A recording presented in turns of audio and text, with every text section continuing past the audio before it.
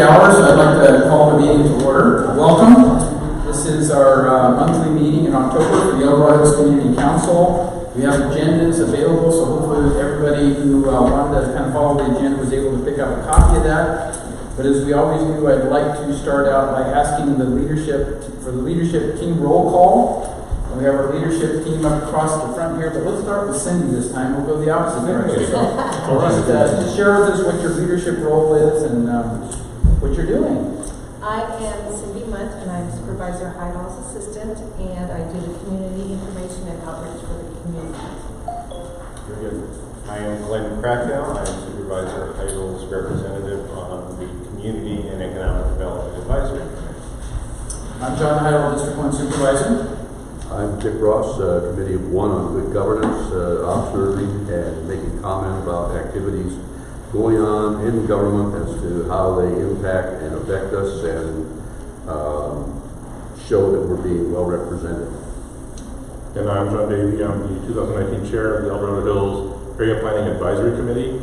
And we're a citizen organization of volunteers. We look at proposed development projects, road projects, other things, commercial, residential, and provide resident feedback to the process, to the decision makers and to county planning staff. Very good. So there's 3 members of our leadership team who are not here this evening. I heard from Chief Lilienthal that he had another commitment, but we do have Chief Johnson here. So when we get to the part of reporting about the public safety and what's going on in fire, he'll be able to provide us some insights as to what's going on there. So that part is covered. I also heard from Dr. Josh Elder that he would not be able to attend. He had other commitments. I've not heard from John Bailey. Do we know if he's going to be able to make it or not? So he may be able to attend a little bit later. And he handles the infrastructure part of it, which is streets and roads, and which is what has a lot of interest to a lot of people. When are my roads going to be fixed, etc. So we'll try to cover that as best we can in his absence. So with that recognition, I'd also like to recognize any District 1 commissioners and committee members. These are volunteers specifically for District 1 that serve us in some capacity at the county. So I see Alan here. Why don't you just introduce yourself, Alan, and tell us what your role is? Hello, everyone. I'm Alan Stansberry here in El Dorado Hills. I'm Mr. Heidal's representative to the Human Rights Commission. And we had a meeting today, and our activity right now is to draft a report of our July 22nd forum for the Board of Supervisors. And we hope to have that to you before the end of the year. Very good.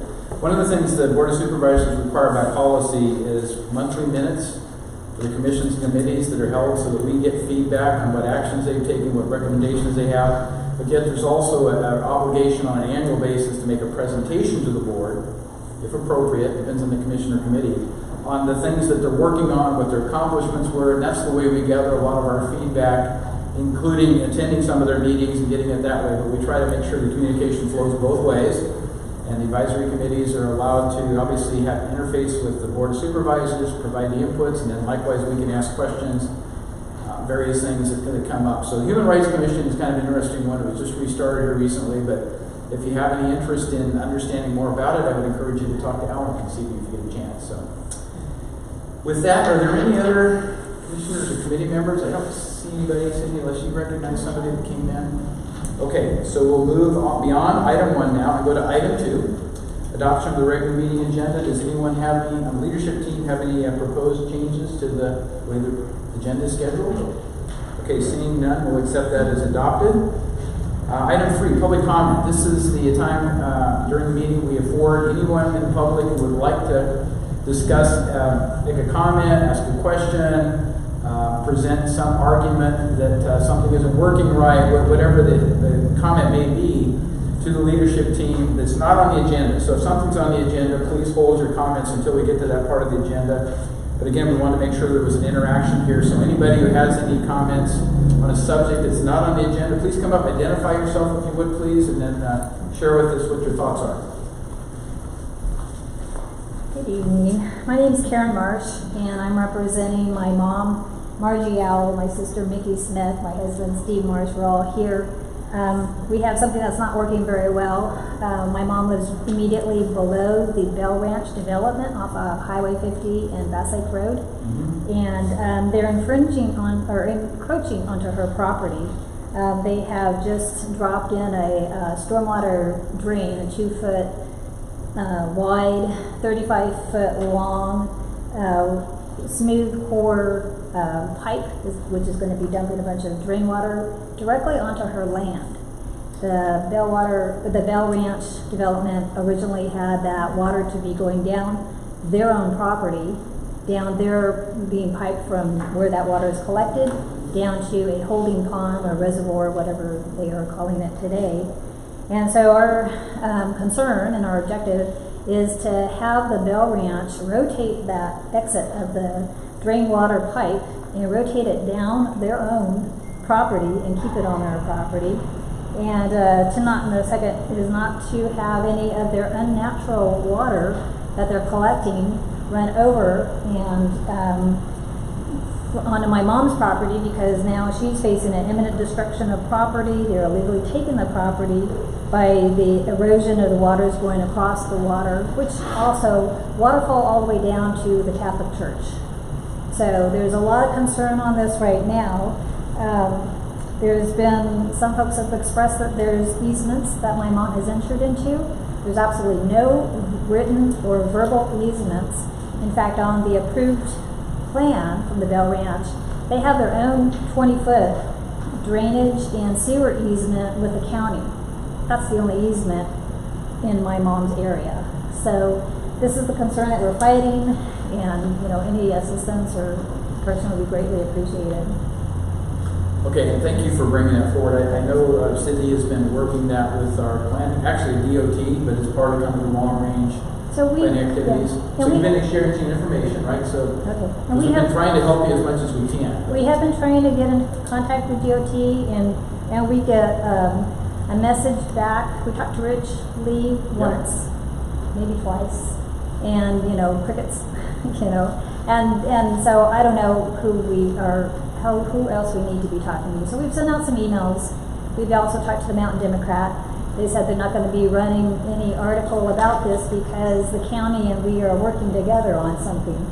But we'll see if that's going to My happen. understanding is between Lennar Homes and your mom's property in terms of how that's run, and they need to somehow work out an agreement, because they can't just encroach upon her property and use it as if it were their own. There has to be easements or some other form of commitment there. So I think we're still trying to get to the bottom line of what is the arrangement. Can something be worked out? And then at some point, if it can't, I guess we may have to look at what the legalities are of that and provide guidance to you. But it ends up being an individual property owner against an individual property owner type of consideration. So there's limited things the county can do other than identify something through the planning process that probably might have been done differently.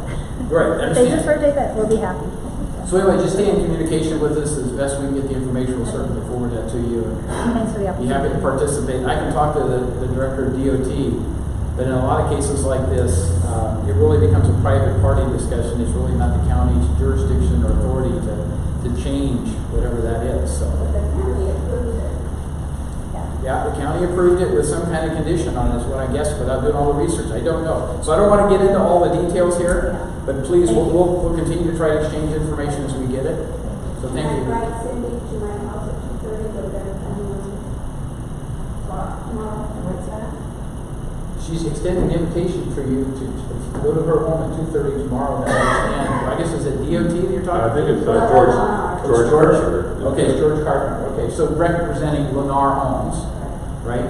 So I don't know if you have time tomorrow. Give some consideration. I don't think we can make a commitment tonight, but thank you for the offer, the invitation. I think that's important. So with that, any other items for public comment this evening?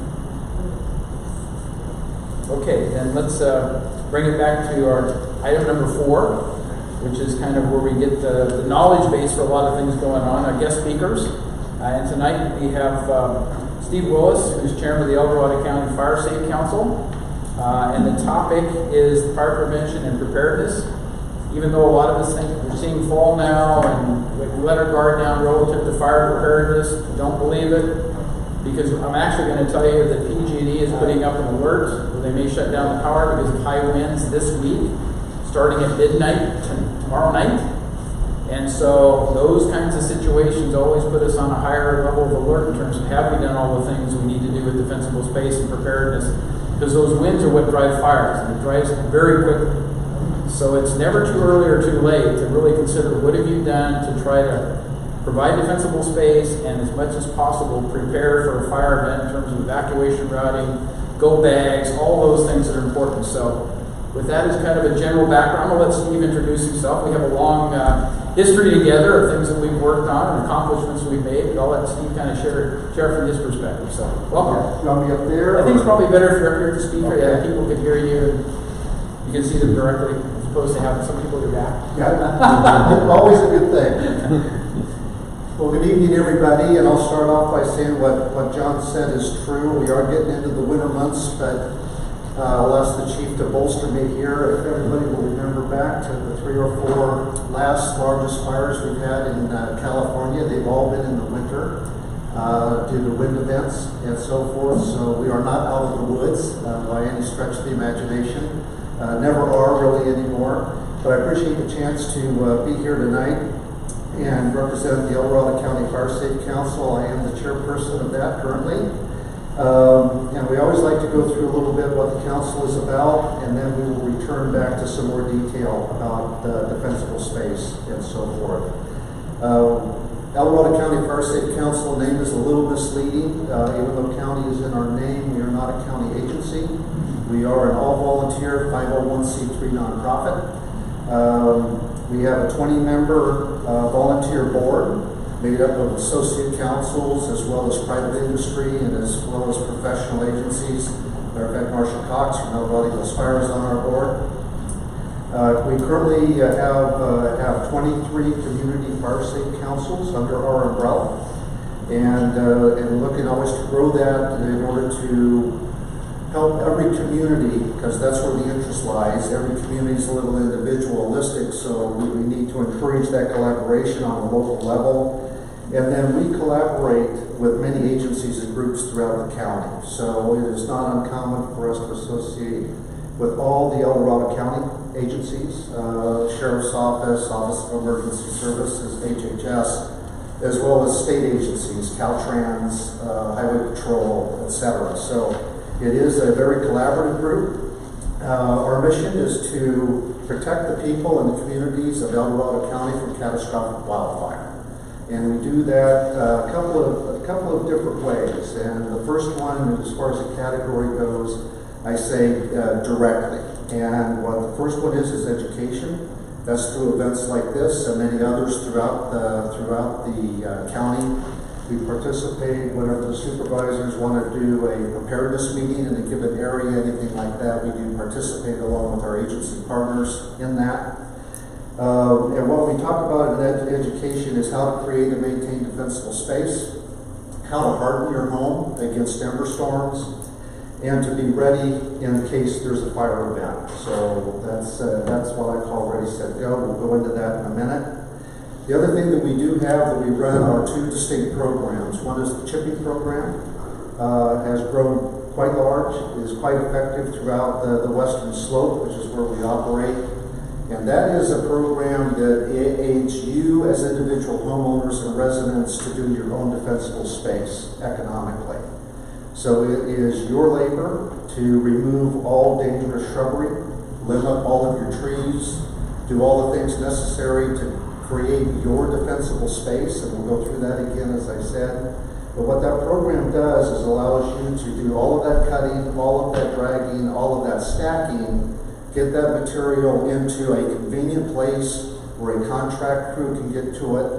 You go to our website, you register your job with us. Once that application is accepted, a contract crew shows up in approximately 2 to 3 weeks, and all of that material is shipped to you free of charge.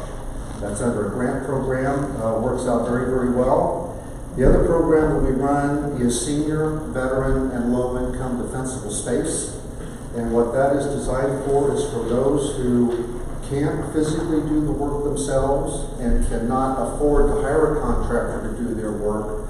This program is available, and what it will do is clear at least 30 feet of defensible space around the residence up to 100 feet right now due to some additional funding that we received, which we're very grateful for.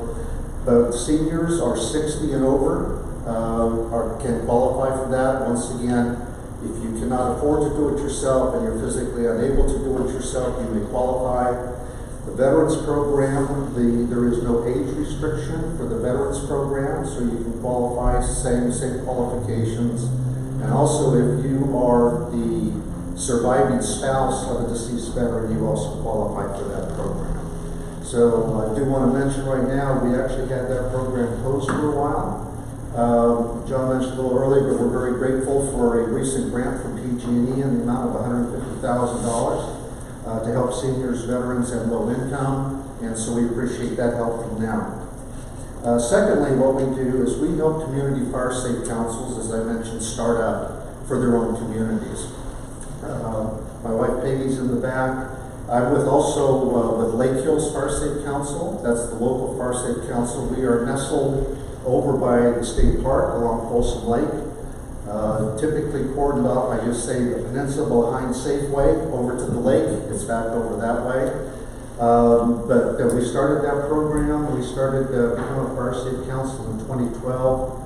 Peggy, myself, several others, including Supervisor Heidel, was all part of that group that started that. That was actually started at the urging of El Dorado Hills Fire.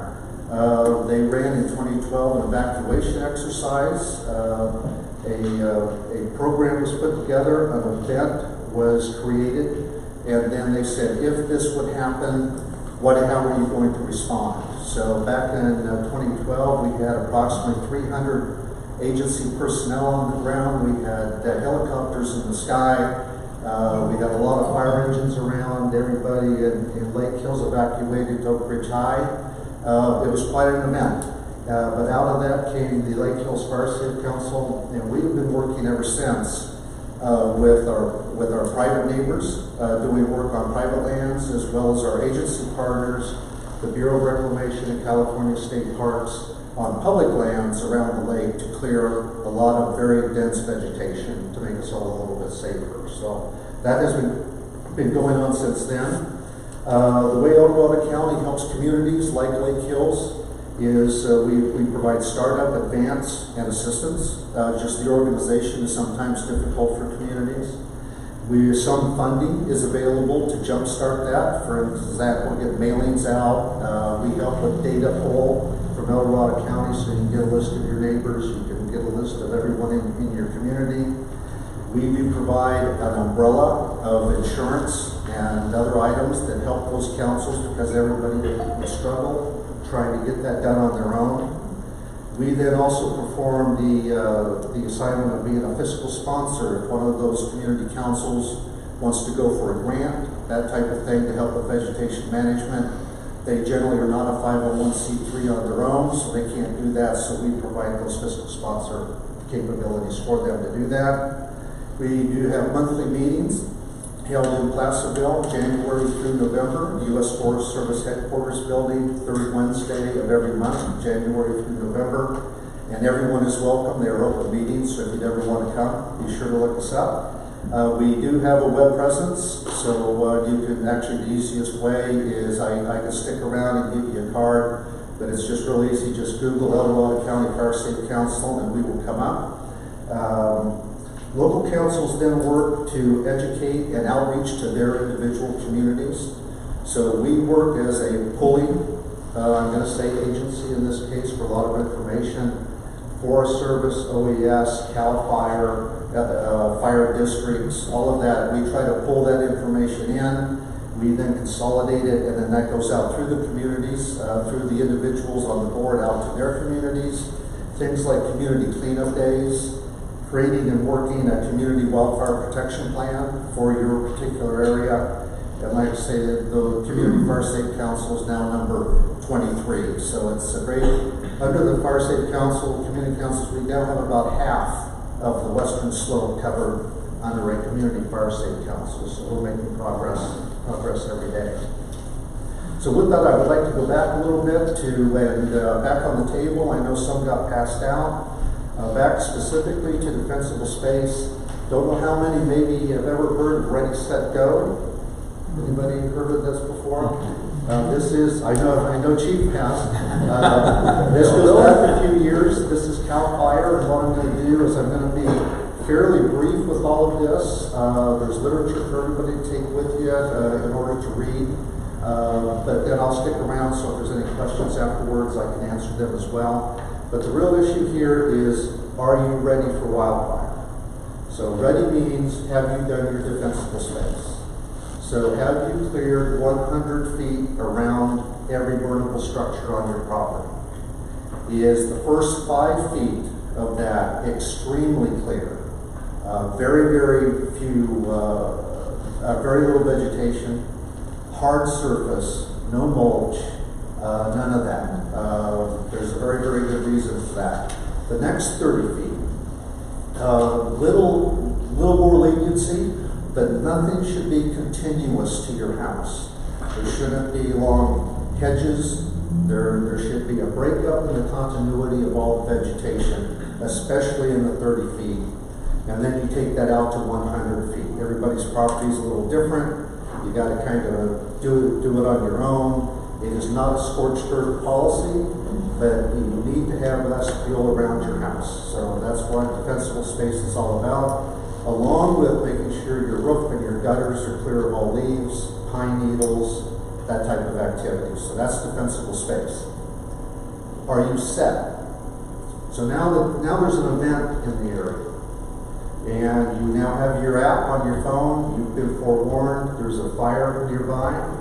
Fire's near me. The CAL FIRE app and some others are available as well. So what are you doing?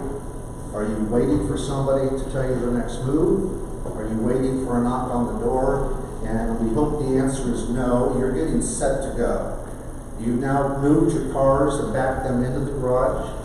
You're getting your important papers. You're getting your treasured photos. You're getting all those things that you would never want to lose, and you're actually getting them in the car and you're getting ready to go. And the reason for that is when go comes, there is no time. You need to go. Fire up in Diamond Springs just about a month and a half ago, pretty severe when it took off. The knocks on the door, they had 15 minutes to get out. You've got to be ready to go. So once again, do your defensible space.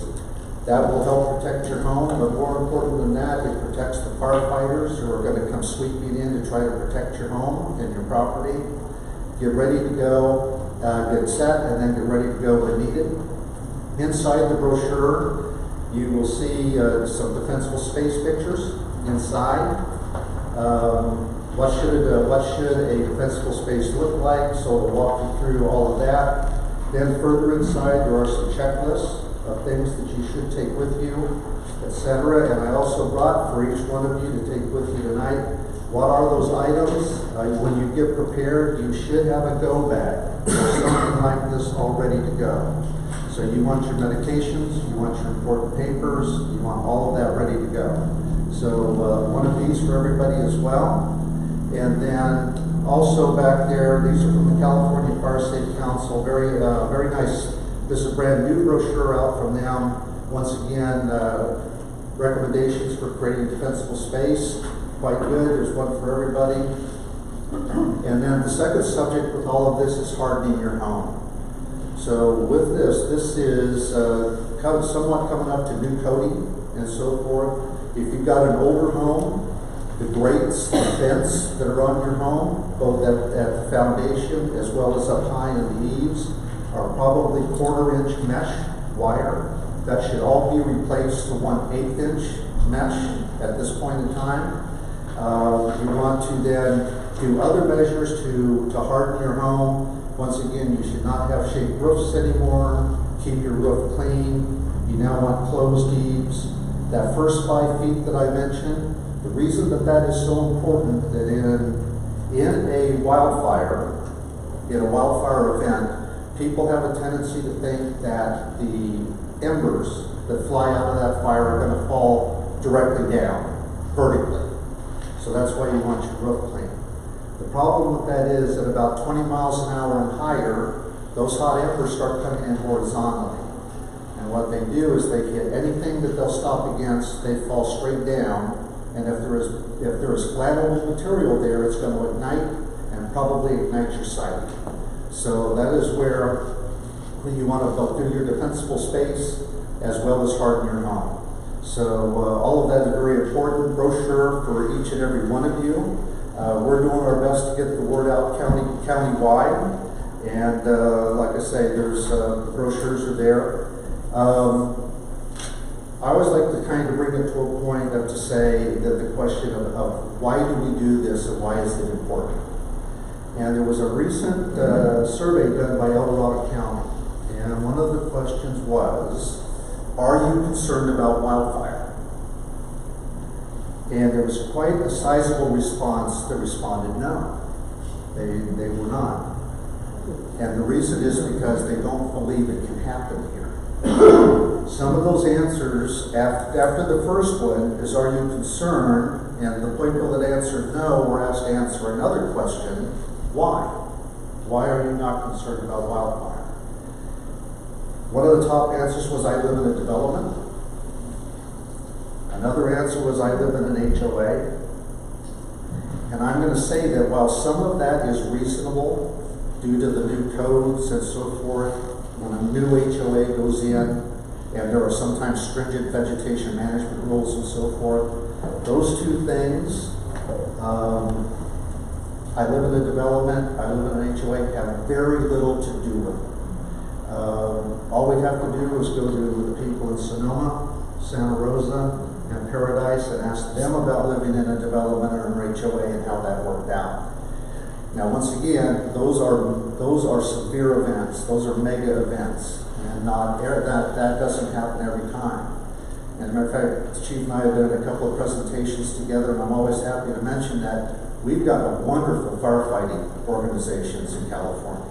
As a matter of fact, I've got to write 98.6 of all fire starts in California are held under 10 acres. That's a wonderful percentage.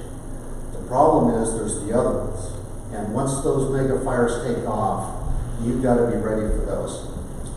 The other thing that's very important is there was an article, actually a study that was done, came out just about 2 months ago. It was done in an association between the Arizona Republic newspaper and USA Today.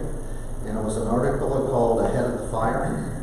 And they did a study after Paradise and some others. They decided, well, let's work with the U.S. Forest Service, let's work with NASA, let's work with other agencies like NOAA and so forth, get some data. Let's take a look at the western United States and see what it tells us. So they took a look, they put together the data points.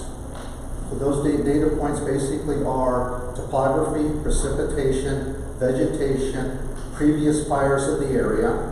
They took into account population and age, disability, is there an alert system in the community, and how many mobile homes are in the community. So they put all that data together.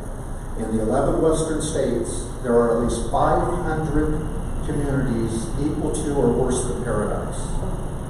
And so once again, back where we sit here in El Dorado Hills, Peg and I have been here for over 40 years, it's absolutely fabulous.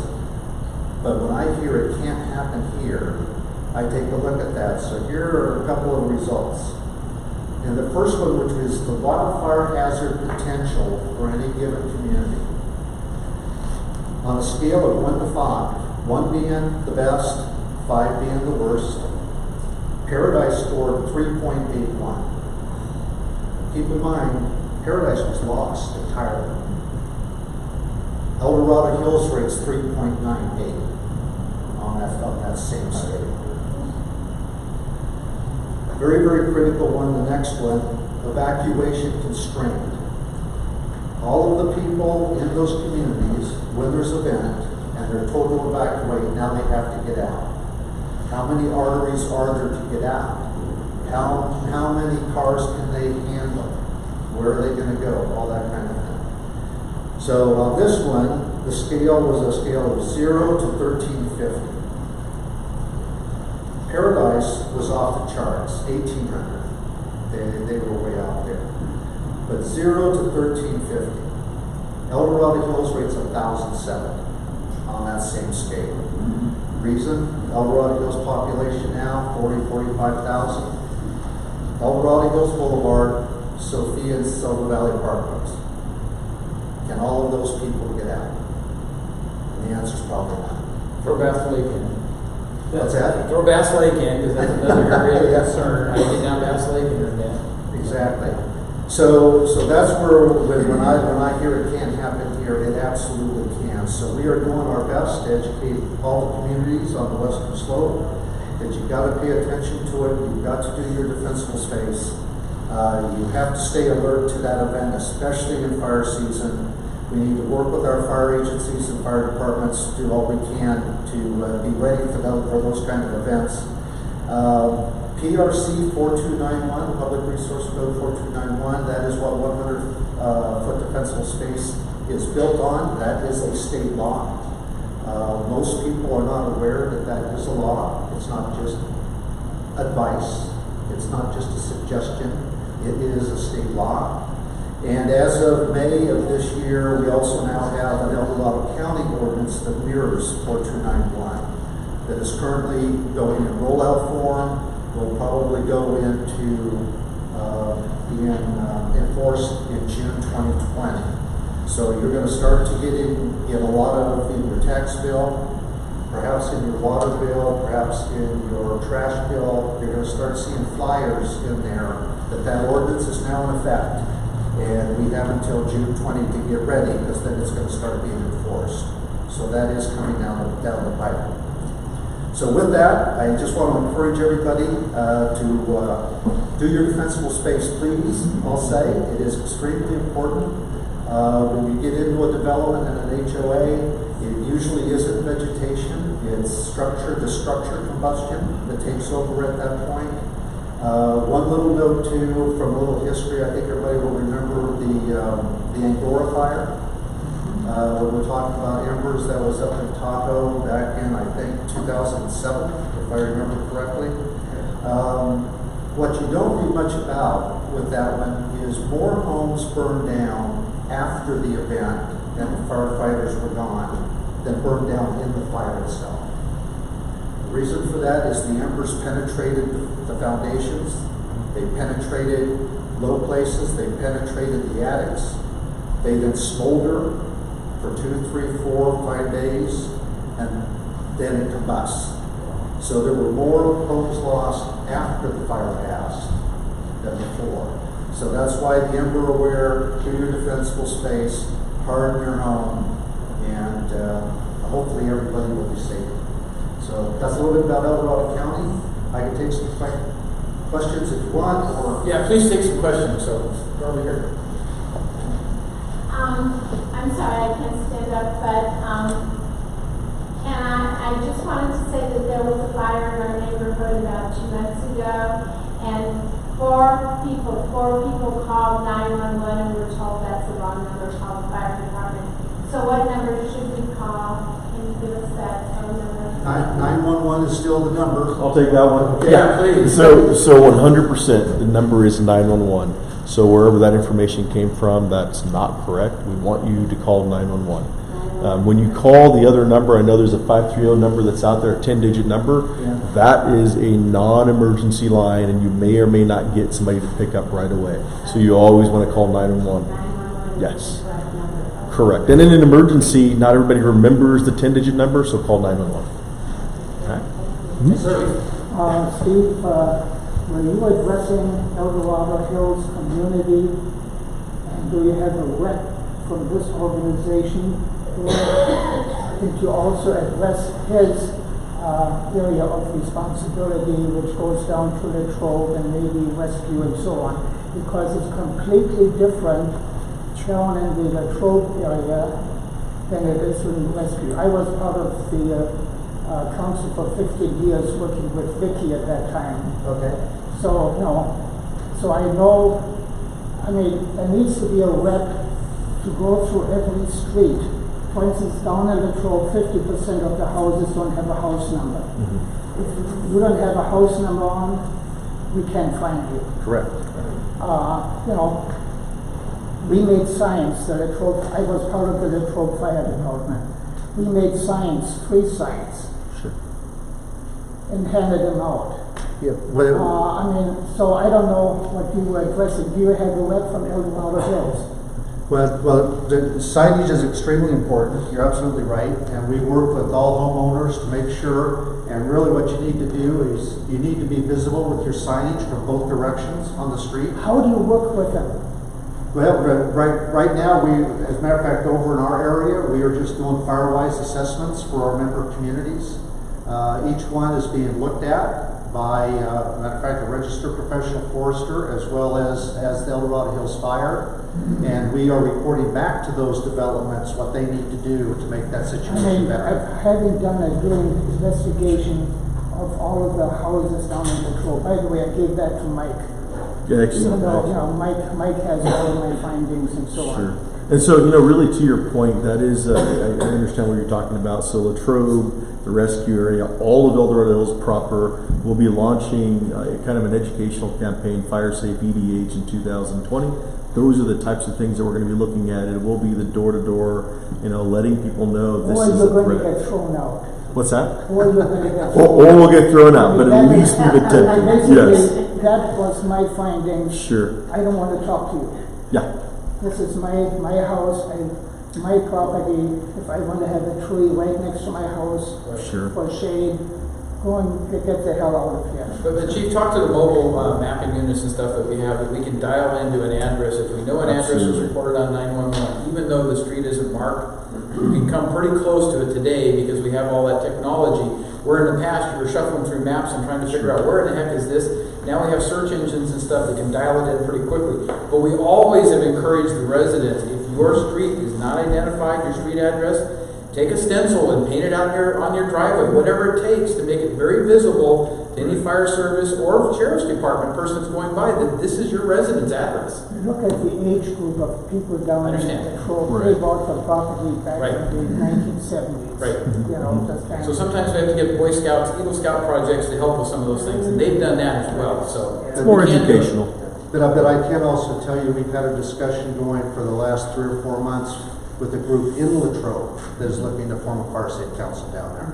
Okay, but you don't have a person, it takes an individual. Yeah. Not just give it to Mike Lilly and Tall and Right, say, right, Mike, right. that's your responsibility. Agreed. It can be a full-time job, just to do it right.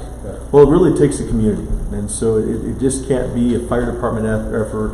It can't be the Fire Safe Council alone. It's got to be a community effort where everybody is looking out for each other. That's the way these things get stood up. We also have available signage programs that are available. You've seen them, especially in rural areas, Latrobe. Large metal spike with a green sign with the numbers out. We have those programs available to any community. I've talked to him, I moved from El Dorado, from the Troll down to El Dorado Hills, so, and I still go down and still have neighbors and so on, and they say, what signs? Yeah. Nobody knows. Yes, ma'am. Yeah, my name is Gay, and I'm the manager of the mobile home park here in El Dorado Hills.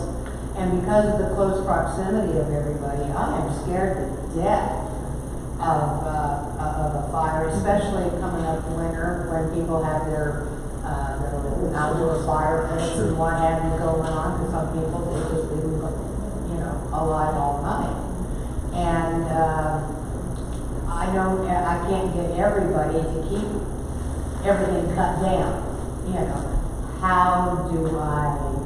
What can I do to alleviate the problem? Well, our answer is it is always difficult to get everybody on, but you organize them and you organize practices within the group.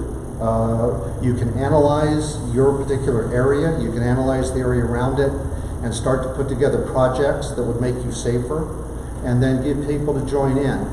Where Peggy and I are too, over in Lake Hills, it started slow.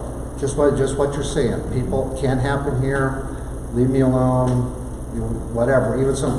There has been a world of change in 7 years.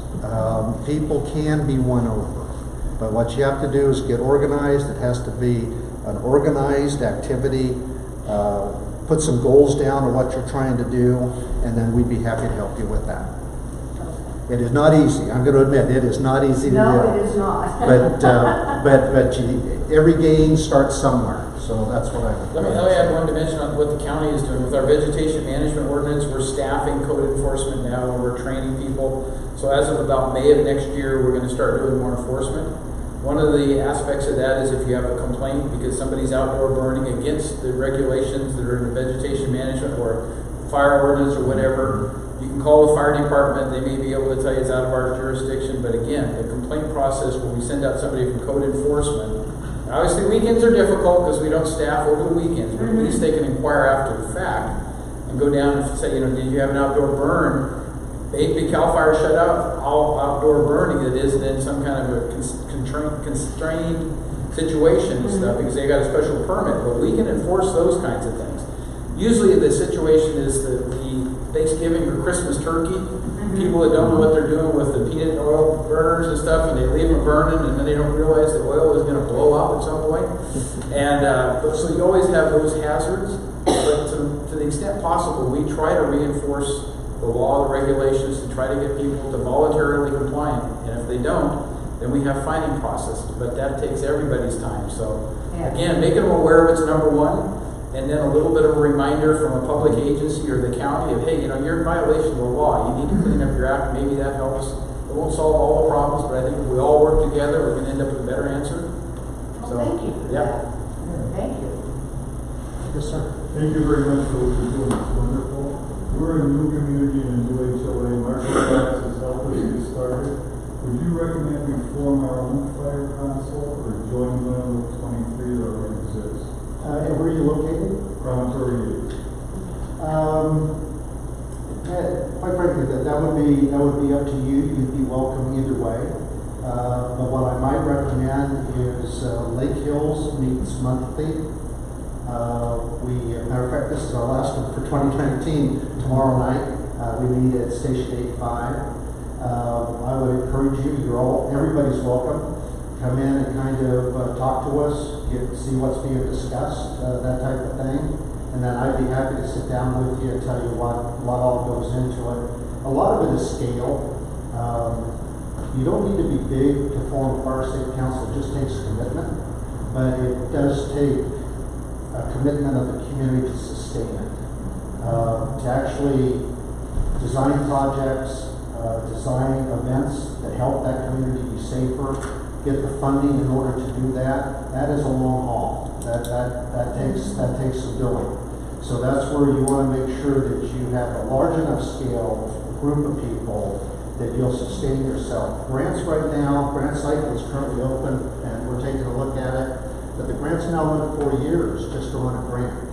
So you've got to be able to take a look at it, take that kind of scale on, and then end and fulfill that grant. So it does take some sustainability, but we'd be happy to talk to you about it. And you're more than welcome to join Lake Hills. Tomorrow night, El Dorado Hills Fire, Station 85, 7 o'clock in the main room. And then as far as we're concerned for Lake Hills, everybody's a little different. Some are some very defined communities. Up on Salmon Falls Road, Gallagher Estates just joined. 70 parcels, about 50 homes, 719 acres. So they form, and they're out in the middle of nowhere, so they formed a council on their own. If you have a defined community and you're looking just for some help and association and what to do, the way Lake Hills runs, we run with member communities. You would be more than welcome to join us as a member community and participate in everything that we do. And then you would be able to tell the information as well. So it can go either way. Steve, your instructions about making your residents safe, etc. A lot of us who live in the urbanized area of El Dorado Hills, those numbers and distances don't make a lot of sense. I mean, I've got 5 feet to my property line on one part of my house, okay? Mulch is a very common landscaping commodity up here. What concerns me most, however, is those areas of land in our community that can lend themselves to wildfire growth. El Dorado Hills Boulevard on 2 sides has wide open brush areas that would make it that exit route impossible to traverse. We used to have a nice golf course, which was probably a good fire break, but now it is merely acres and acres of very dry brush on slopes that I would think would make some of the folks on what they call Lower Serrano very nervous, and a fire risk to our own fire department. We on Ridgeview have a risk from the open area along El Dorado Hills Boulevard that slopes up to the west, and then the area along Sophia that slopes up to the east. That would be very disastrous. What can be done to affect these landowners who basically are creating, not at their own will, but creating these huge fire risks for these urban areas that surround these very large open lands? And plowing an 8-foot strip along a right-of-way does not seem like a very good, safe approach to say, okay, it's all right. Well, and what you're describing is, I'm going to say, and John knows this very well, the chief knows as well, it is a common problem throughout the county. So, one, in this particular case, there is nothing right now on the books to make them do anything. El Dorado Hills Fire last year did expand their vacant lot ordinance program. So now any parcel that is 1 acre or less has to be completely treated. So that helps a little bit of the infrastructure. When the vegetation management ordinance rolls out over the next 2 or 3 years, there is plans to have a large parcel part of that. That just has not been decided yet and defined and what that would be. But so it is in the works. Doesn't help us right now, but it is in the works. But you are absolutely correct. It's a real threat. I would be curious, what cut off this current thing at 1 acre? Why was 1 acre viewed as a risk, but nothing larger than that? Well, I would disagree a little bit. It isn't that they don't find the larger parcels dangerous as well. It's just what you can deal with. And so in this particular case, it was the 1 acre. The large parcels are also a danger. There is just no ordinance in effect yet to deal with. But you can always ask for voluntary compliance. And so I've worked with Chief Lilly where we had situations where a 10-acre vacant owner had grasslands and did nothing for defensible space, and the neighbor's house is 5 feet from the property line or something or other. But between the fire department and the county, we can send them notifications that they're not compliant with basically the intent of 4251 and the other thing, and encourage them to clean up their act. Right now we don't have a hammer, but you would hope if there's enough agencies involved with saying, hey, we're going to come out and inspect again next year, and we're hoping you take care of this. Because we just had one that was sent out, actually it was one of the Lake Hills, and that's in a community where somebody went in and cut down a bunch of trees, and then they just left the brush there all summer. So it's a big fire hazard. Some kid gets in there playing with matches, and boom, it's off and running. So the fire department was helpful in sending them a notification that they needed to get that cleaned up, and allowed them, I think, until next spring to do it, recognizing we're almost through the worst of the fire season, but we're not there yet.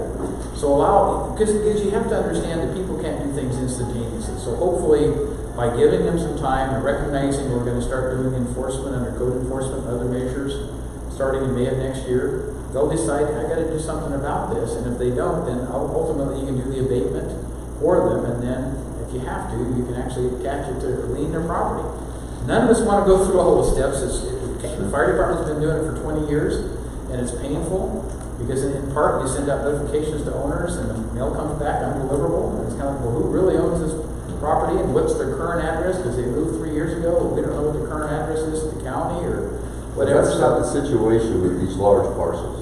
Well, they're usually absentee owners, so it's more difficult to get a hold. I'm not sure about the one you're talking Like about. the archery area? Oh, the archery area, that's a CSD. Community Service District is. Then maybe we should ask representatives of CSD as to what their view of that is. And the other parcels, I believe, are partner related. On the east side, west side of El Dorado Hills Boulevard, and then all of the old former golf course. Right. It and is. all of that. I guess it won't be a problem until it's a problem. No, it's a concern. It's the teeth of really forcing people to instantaneously correct all these long cumulative situations. So what the county is trying to take the approach of notifying people, try to get the voluntary compliance, and not you go through hearing processes and other things before you finally basically go and abate it and then name the property. So right That's now, a lot of work. The fire department's had trouble finding landscape But right now, we have no landscaping. standing to go to those large owners and say, you need to do something because there's nothing on the books that says they have to do it. Correct. The one other thing we're trying to do, as I said, we try to pull all of the information. So there are some resources for the large parcel owners under CAL FIRE. There are some grant programs. There are cost share programs. But if we can work together and get that property owner to understand that it has to be treated in some way, they can apply to CAL FIRE and under some circumstances get a cost share grant that will pay for 75% of the treatment if they can do it. But it's, once again, it's an education process to get them to understand it's a problem and to get them to understand it's their responsibility. It would seem that those large parcels are the parts that make us more Santa Rosa prone than anything else. Because they provide It vast depends amount on of fuel. location, but they do. And They definitely need to be addressed. You're spot on with your assessment. I think one of the pieces that's missing is with the countywide ordinance, Supervisor Heidel is exactly right. We've had a challenge just finding vendors to clear them. And their prices also went up. So we're used to budgeting $25,000. As you know, we had to budget $250,000 for just 1 year change. And so a lot that cost maybe $500 last year is $11,000 this year to clear. And those are on lots that are 1 acre or less. So when you look at that, looking at 5, 10, 15, 20 acres, it's a significant cost. I'm not saying we shouldn't do it. We got to find a way, all right, well, what is the ordinance going to be? What is it going to look like? What's the teeth to actually enforce it? Those are the things that we need to do. I have one last question. This has to do with the PG&E shutoffs. We read that El Dorado County is going to be affected, but I wonder if that means all the way from South Lake Tahoe to Sophia Park. So I'm going to talk about the PSBS that we just received tonight, so I'll give you some information on that. But I had one question for Steve, if we're kind of through with the public's input. I heard from David Zielinski today that the state has decided that monies that have been going to fire safe councils for abatement and clearing of properties is now going to be kept at the state level. It sounds like the grants, the CAL FIRE grants that were helping us with the fire prevention and clearing are going to be held by the state now. Are you aware of any of that recent? Because we know the governor started to sign executive orders which dictate things differently than they've been in the past. And I'm just fearful if that funding supply gets cut off and we can't do our local. Well, the cycle with it, and we've been involved in some of it. So if you go back 3 years, because of the fire fee, the fire fee was in fact, and everybody knows the fire Remember that? The fire fee has been canceled until 2030, so that is not in effect. But the money that was being made available 3 years ago was about $10 million statewide. 2 years ago, they converted it from the SRA fire fee money to California Climate Initiative money, CCI grants, and the amount was $200 million that was made available.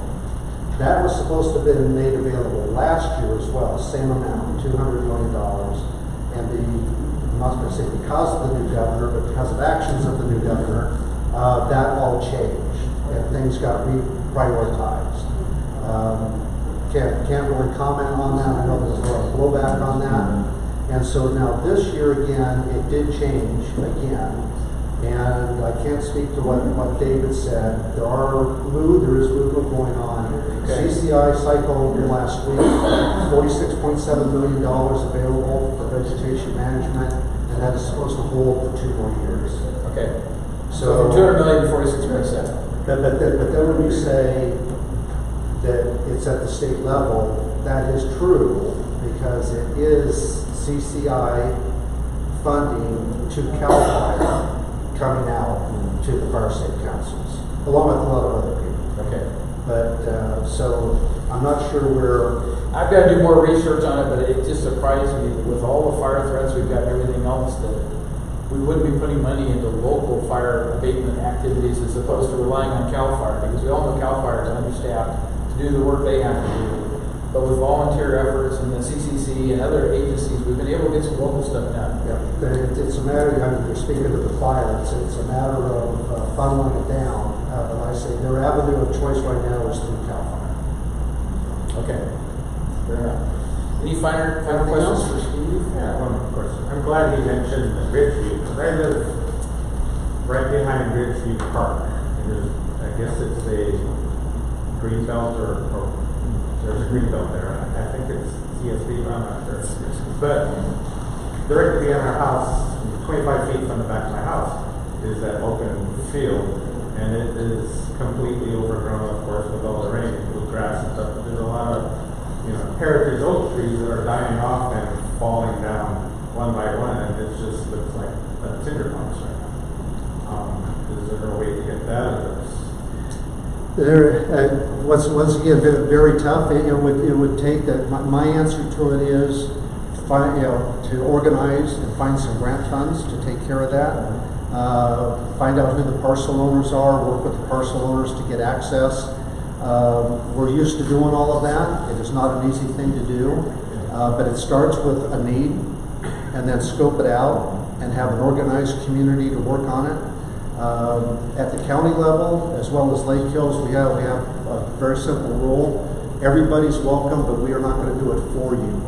So where those concerns are, if you want to organize your community to try to take care of that, we will sit down with you anytime and try to figure out an answer to that. Is there a clean answer to it right now? No, there is not. Well, I personally have tried to cut back. I'm retired, I don't have to work, so I cut back a lot of the area myself, but I can only do so much. And then, it's pretty infested with rattlesnakes back there too. So it's just like, okay, I'm staying away from that area. So. Good call. And once again, it exists everywhere, and the land varies a great deal. Some of it's BLM land, some of it's Bureau of Reclamation land, some of it's county land, some of it's state land. The county is working diligently right now just to identify the parcels that they own, so that they, because the vegetation management ordinance holds them responsible too. So John Davey has personal experience with this. We could go on all night talking about who owns these properties, who's accountable this morning.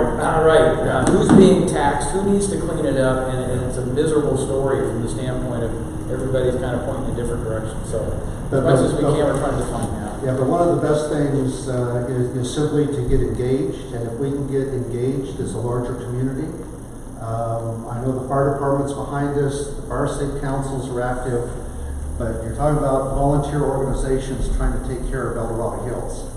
That's a tough chore. We need it chopped up. We need smaller groups in order to take care of it. I was actually going to try and organize a cleanup day right there. So You need to identify who owns it first. But I don't know who and once again, when you get to a situation like that, so there are parcels that are adjacent. They need to be identified. The fire safe councils can help with that identification. The fire department can help with that. But it then has to start to culminate in what are we going to do? Right. Are we going to simply try to get an agreement with the parcel owner, a memorandum of understanding to let you onto their property and have you string trim it? Or are you trying to require that parcel owner to do it on his own? What are we doing? How can we go about doing that? Who would write that letter to the property owner? Pardon me? Who would write this letter to the property owner? It's probably best coming from the fire department. For Probably best coming from the fire department. What will happen is if you identify a lot that needs to be cleared or what you consider a hazard, you can contact the fire department. We'll send an inspector out. They'll assess the situation. They'll identify the property owner, and then they'll send them. On the larger properties, we can request that they do some kind of clearance. On others that fall within, our mandate will request that, and then we'll enforce it. So there's a sign at the entrance of that it's CSD. It's CSD, yeah. So if the landscape planning assessment district, the CSD is responsible for doing weed abatement, other things, prevention of trees falling into basically other people's properties adjacent to it, and doing any fuels on the ground demolition, getting rid of it, not just letting it lay there and accumulate. So They have a meeting here Thursday night. Right. And they have an opportunity for the public to address their board at that time. Okay. But I mean, you can contact the CSC as well. I'm new to the, Yeah, to so, the areas, right, trying to get a feel of how things work. CST's been pretty proactive. They've met with Yeah. the fire department a couple times, and we've talked about weed abatement together. But even areas like Serrano, we have open space areas that haven't been properly abated, that are just high risk factors. And with this vegetation management ordinance, we're gonna have to get more stringent about sending notifications to things like the homeowners association, if they're responsible for the open space. Sure. To get in there and do their mitigation, right? If it's Parker Development Company, that's who you notify, but you gotta know who currently has jurisdiction, i.e. ownership of the property, and then you address it at that level and see what the response is. There's no easy answers to this stuff. We're always fighting for voluntary compliance, because when you have to start using the legal aspects of it, it just takes forever to get it done. So anyway, that's the approach. So thank you very much, Steve. I appreciate that.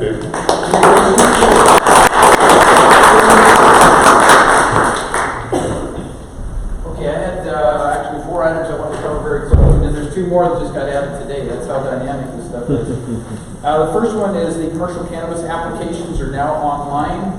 We had put out a press release that talks to that. The pre-applications can be filled out starting November 18th. And then there's also information on the actual use permit, annual permit. That actually is started later in the cycle. There's 3 phases, a lot of information there, but I think we put this out on my website next door and stuff, right, in terms of the cannabis. If not, we need to put it out there. So the bottom line, there's a lot of information. If you're interested in understanding the requirements for growing, distributing, manufacturing, testing, any of the cannabis categories we've got, it's time now to get engaged with our planning department and get the information. The one thing I want to emphasize is we're really emphasizing pre-applications, and there's a fee of $1,480 for a pre-application. But that's where the screening happens. It says, is your property suitable for an outdoor grow of cannabis, given all the setbacks and other conditions we have? And unfortunately, for a lot of people who are anticipating this as a secondary income or whatever, their property just doesn't meet the requirements of setbacks and other things to actually be growing legally with the ordinance we have. So that's why we emphasize the pre-application is important to know where you stand. What's it going to take to be able to properly apply for and get your application. So that's one thing, the cannabis activities. The second one I wanted to cover was the Vote Center mock-up. And again, we sent out a press release on that we have a location that's been defined. Here it is. So an all-day open house to educate the public about the new voting system, because we're now using voting centers as opposed to precinct voting. So this is new for El Dorado County. It's been piloted in other counties.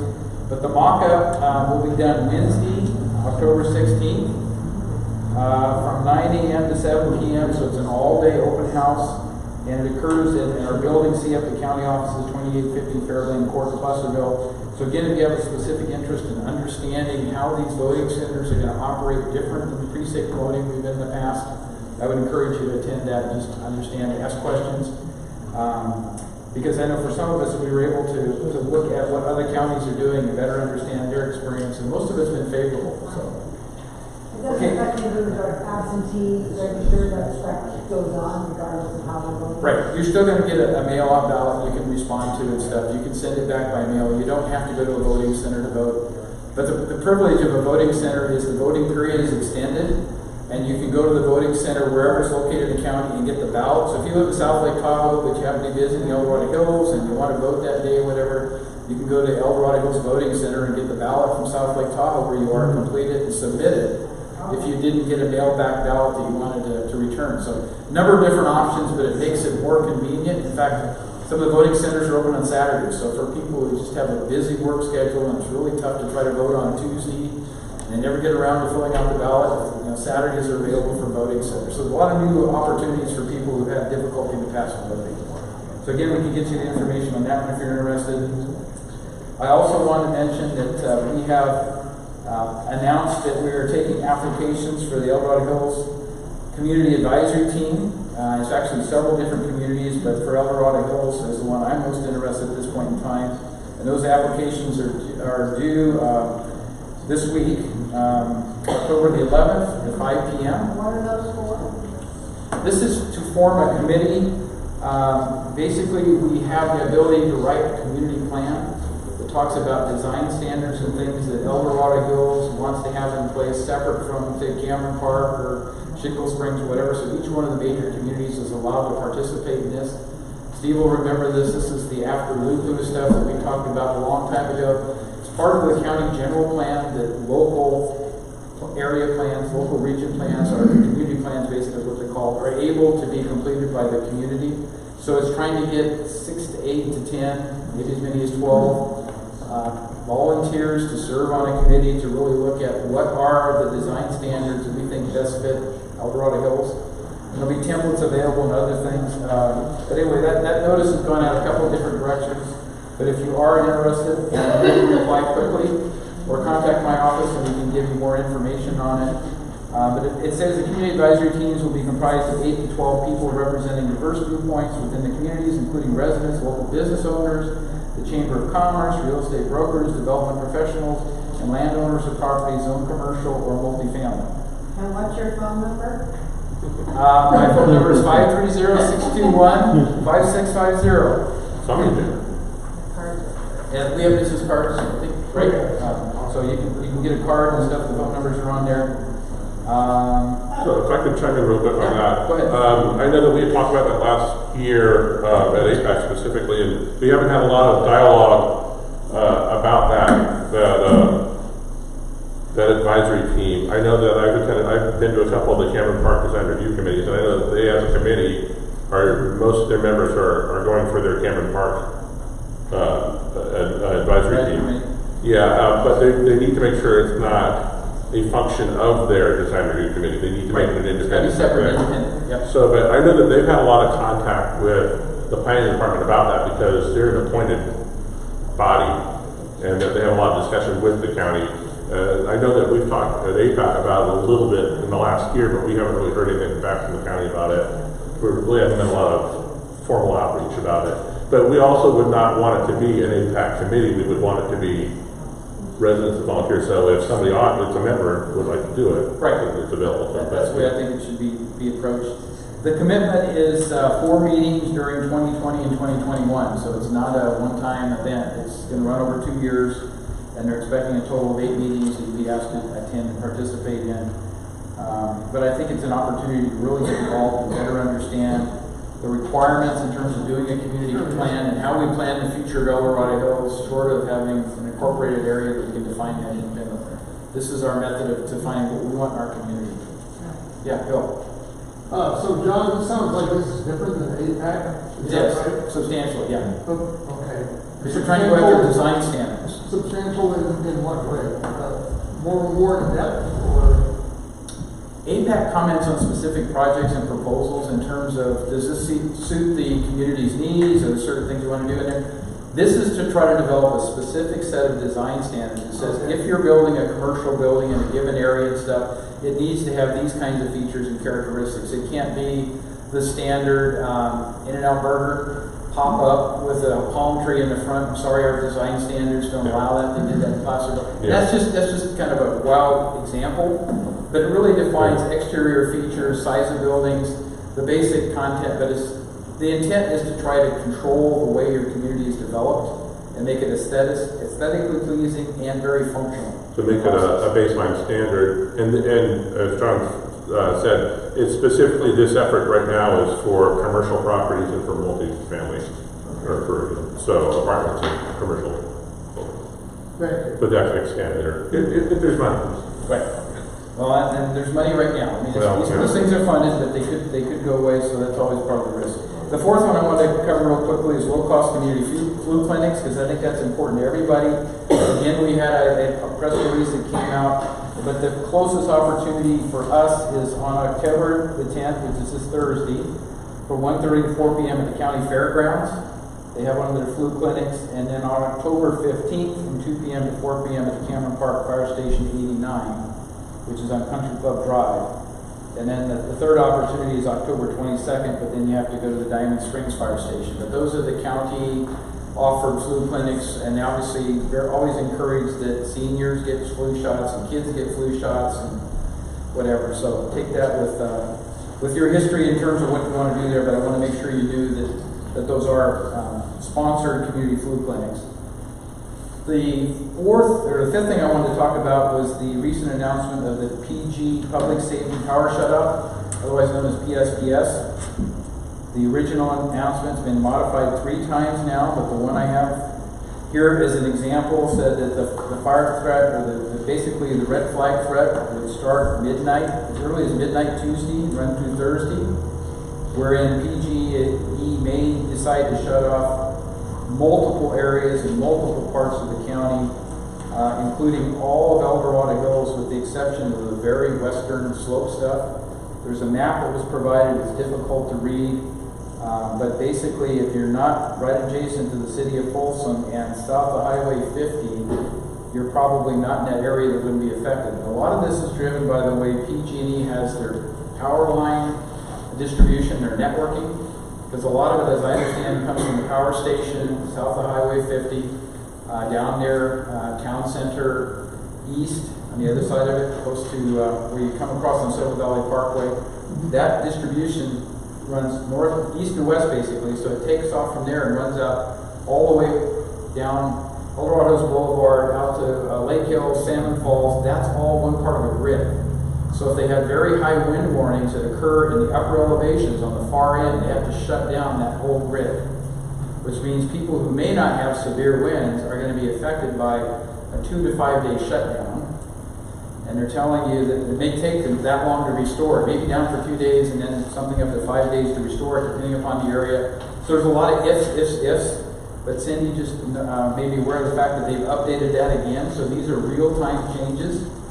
The threat's not going away, but again, we encourage people to be prepared. If you have a generator, make sure it's ready to run. If you have loved ones or a pet or something or a family member that relies on electrical power for medical services, whether it's a respirator or something else, you better make provisions for that. You may have to consider moving them for some period of time, because when the power's out for 2 or 3 days, up to a week, that can have a huge impact on how you survive in that mode if you're not prepared for it. So like an evacuation drill, you need to be prepared for these red flag PSPS shutdowns where PG&E pretty much unilaterally decide we're throwing the switch and everybody gets shut off in that network and you're on your own, because there is no requirement to work with our local fire service. There's no requirement to work with any other agency like CAL FIRE. PG&E can determine it based upon their parameters. We've been trying to figure out what is the criteria for shutdown, and we've not been able to determine what it is yet. It seems to be changing all the time. So, Bill, do you have a comment or question? I do, yeah. Just a quick one. Of course, we live in Four Seasons, yep.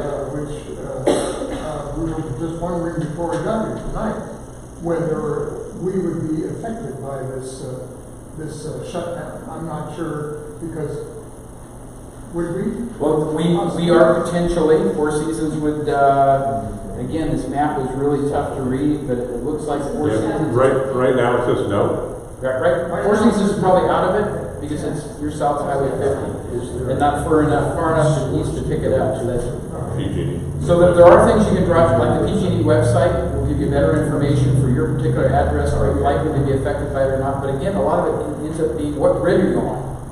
And if the grid you're on has an area in it that is highly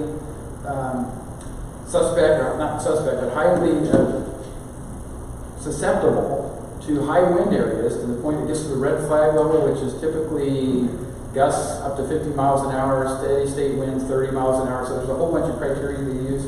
But if you're in that category, that whole network could be shut off, even though you're experiencing almost calm air. Somebody out at the other end of the grid is not experiencing calm air, so you're affected by it. That's one of the things that really they've got to look at, is being able to isolate certain parts of the grid to cut that down. So yeah, I mean. So this afternoon, PG&E had left a message basically indicating that you could go in and gave you a specific code for your address to go into and put into PG&E. Yeah, they have another website, and so I didn't do an address on this, but it will tell you. And I had the phone call, I had the email, I had the text today. Yeah, so it's a specific code for your address, is what I understood. Oh, okay. So what we're going to try to do is, whenever we receive those notices, update it on my webpage, update it in our Nextdoor Facebook accounts to try to keep people informed. Hey, it's coming. It looks like it's shifting in time frame, or the magnitude's growing, whatever it is, because these things change very rapidly in terms of predictions. I know that the one they just put out here, what, half an hour ago, it's far lengthier with more information and details than the one I've got to kind of read from directly. So you need to stay attuned to all of that that's going on, and basically do the best you can to stay informed, respond accordingly. So Pretty significant winds too. yes, I mean, we're talking 50 mile an hour plus in some of the areas. 60 to 70. Yeah, 60, 70. Tim? Just a word of advice. When you go home tomorrow night, before you pull your car into the garage, manually disconnect the things so you can manually open up the garage, because you're stuck in the garage. You can't, because your big SUV is there, you can't get to the manual open up the garage, pull it back. So do it before you pull your car in. Otherwise, you're going to be in a world of hurt if we do have to leave and you can't get out of your house because you can't get to work because you can't open the damn garage. Then you leave it overnight. Anybody that's looking comes out. I was going to say, but don't tell anybody that you did it. You just exposed yourself. So all the buildings marked. I wouldn't do it overnight, but you have to try to figure out what you have to do. It's an individual case by case basis. No, just hit the latch. You can shut the garage door manually, but do not, unless you're going to try to, you can't get them sometimes. You literally can't. Right. Depends on your configuration and stuff, but yes. So all of those warnings, I guess, are out. And the last thing I want to cover fairly quickly is we can now announce that Assemblyman Kiley will be hosting a town hall meeting to cover the fire insurance situation in El Dorado County and El Dorado Hills. He's teaming up with the insurance commissioner, Ricardo Lara, in doing that. The date is Thursday, October the 24th. It's from 6 to 8:30 p.m. and it'll be held at the Cameron Park CSD. So we're hoping everyone who's really concerned with fire insurance, because Steve didn't quite get into that coverage, but there's a lot of areas in El Dorado Hills that are being non-renewed relative to their insurance premiums, and they're being forced to find another insurance broker or carrier, or to go to the California SAFE plan, which what I've heard is typically that increases your rates by 300% or 400% compared to what you're paying right now. So it depends on where you are and what they determine the risk factor to be, but most people that have to go to that SAFE plan are paying a lot higher insurance premiums. Plus, then you have to have a separate policy that covers the liability on your personal belongings, your property, etc., separate from fire. So there's multiple things going on in the fire insurance industry. A lot of people have had difficulty getting insurance coverage.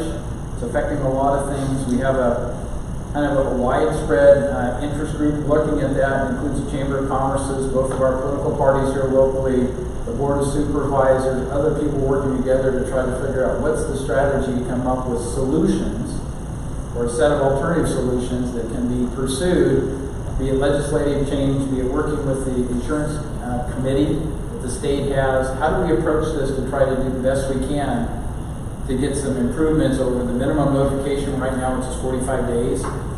So if you get a non-renewal notice, you've got 45 days where you're covered, and then you're on your own. And for a lot of us, we have a huge investment in our homes and our property. If you can't get insurance on it, except to pay extremely high premiums, sometimes you get priced out of the market, particularly for people at that fixed income level, Social Security, whatever it may be, that are struggling to get by today, and then to have to come up with more money, 3 or 4 times what you've been paying for your normal homeowner's insurance just for the fire insurance part of it. That's a tough lift. So anyway, this committee is working. We have a committee that's working on it locally, but we really wanted to get Assemblyman Kiley involved to talk about what he sees the opportunities are for legislative changes, et cetera, and will he support some of that? So, because that's where it really comes down to, is we can only do locally the data supplies type of thing. We can talk about what are the statistics we're getting locally in terms of people who can't get insurance, what's happening with our home resales that are not going through, they're falling out of escrow because the purchaser of the property can't get insurance on the property. And that's one of the things I just found out today, is evidently there are people who are buying property, they can get insurance company was signed up, looks like they're good, they get through escrow, but then the insurance company's got up to 60 days to decide they want to cancel out of their policy premium they offered you. Yeah, so you just bought a piece of property and you don't have insurance beyond 60 days or something. So it's kind of like, really? So the whole thing is out of control. Your lender also will go ahead, if you don't provide the insurance, the lender will provide insurance for you. Automatically. That is significantly higher than even the California Fair Plan. Significantly. So, yeah, it's tough. Right, so look at your alternatives early, don't wait too late. I have a personal situation where I was told by an insurance broker that based upon my insurance carrier and where I live, the chances of getting a non-renewal notice is about 95%. And so now I need to reach out to my insurance broker and ask him, you know, what are you going to do for me? How come you're not telling me that? How come you're not working on my behalf to try to find another carrier? Can you help me? And then, you know, go to the state or whatever to try to prevent that non-renewal notice. So I just assume change early if I can, as opposed to get somebody that I think is going to be around. But there's even organizations like USAA that you would think would cover our veterans and stuff. And I've heard of people that have tried to go to USAA for insurance. The answer is absolutely not. We're not insuring your area. So even though all the ads and stuff are out there, and you think you've got somebody who really wants to help you, protect you, an insurance organization, don't count on it.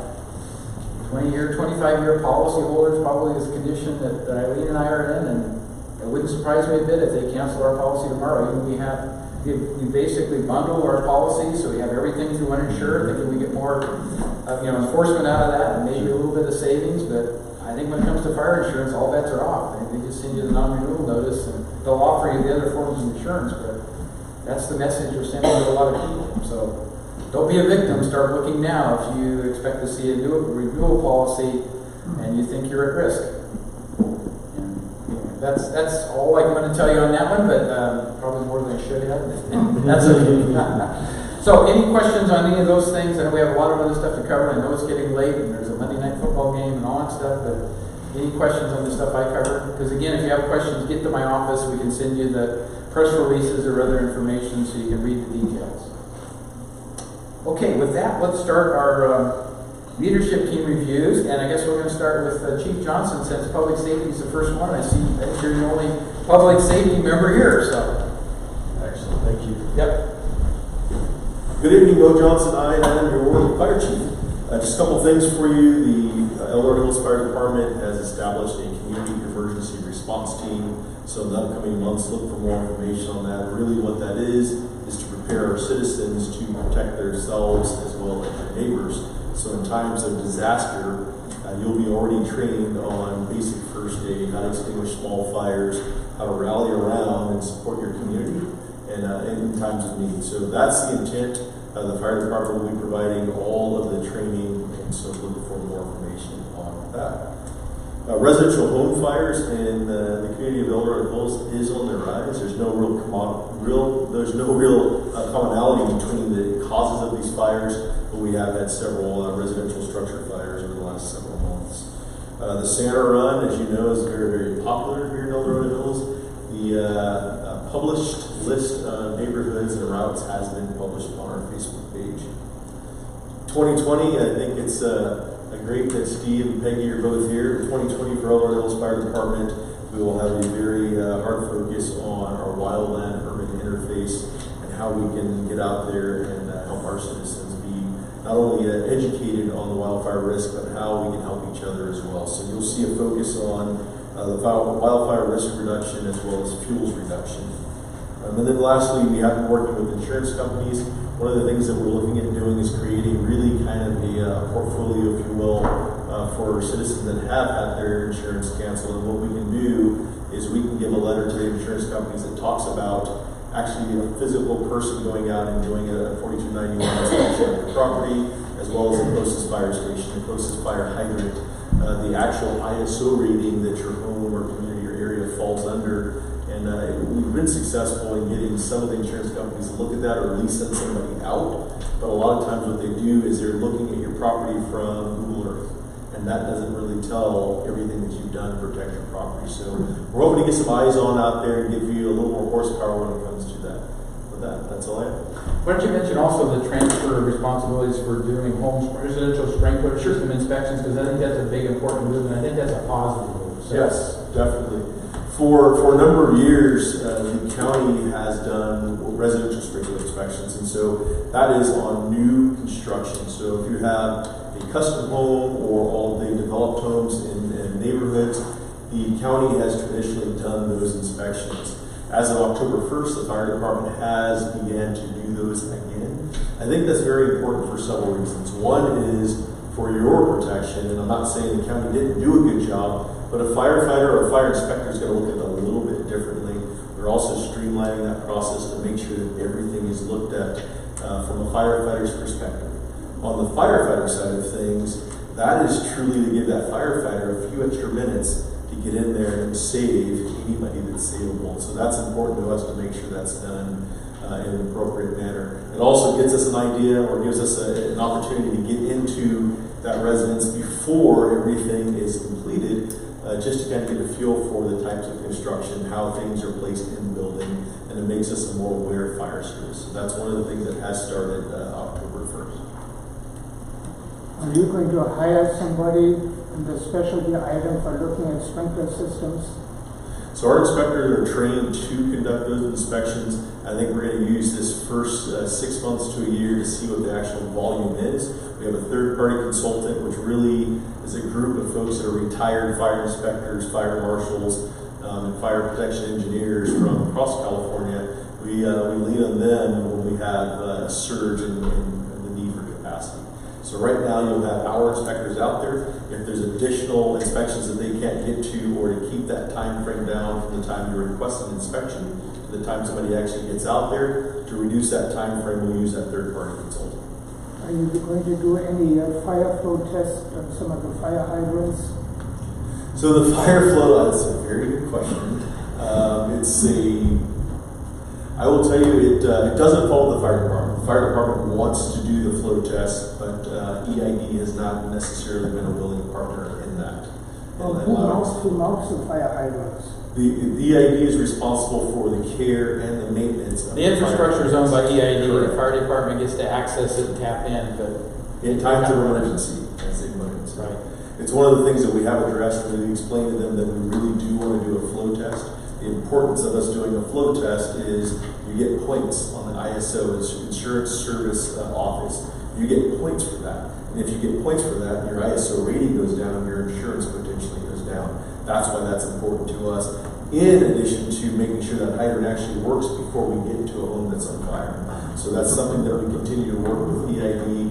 It's been a long conversation, and we continue to talk to them.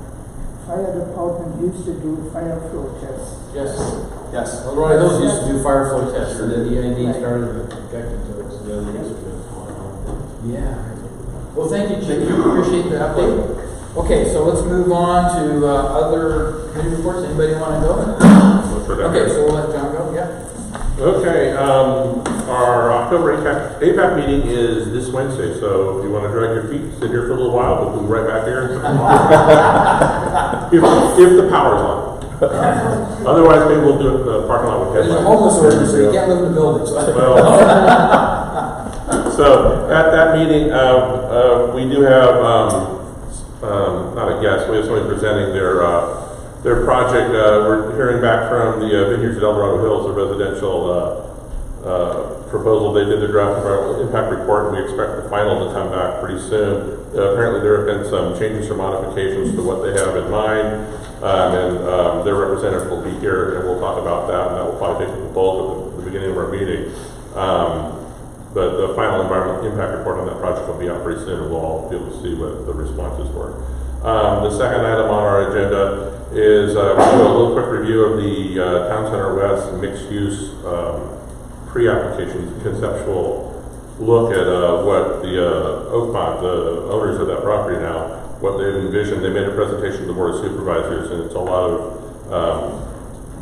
of age-restricted senior living capabilities, components to land that is part of the Town Center West plan development. But back in 1995, there was no provision for mixed use, and now mixed use is part of the general plan, so they're looking at adding that. We won't be really examining it at this meeting, but they have offered to come and speak to us when they get ready to make a formal application. So we're just going to let the residents know what's going on about. The other item on our agenda would be the Central El Dorado Hills specific plan. So, and I guess I'll step on the toes a little bit. John's not here tonight. The final environmental impact report is coming back from that. And, everybody made their public comments back in August. They had to be in by August of 2016, and we haven't heard anything about really formally about it since then. We've had a couple of sneak peeks of the potential changes and the potential development agreement, but it's not official until it's publicly issued. So we're really not going to comment on what's going on with that, but we are going to detail sort of the timeline of what's expected. And right now is one of the other agenda items here tonight for the infrastructure is that the Planning Commission expects to have those documents available online by the 14th of October, so next week, and that there will be a Planning Commission hearing. There will be two hearings. The first one will be November 14th, and the second one will be in December on the 12th. That is a big significant project.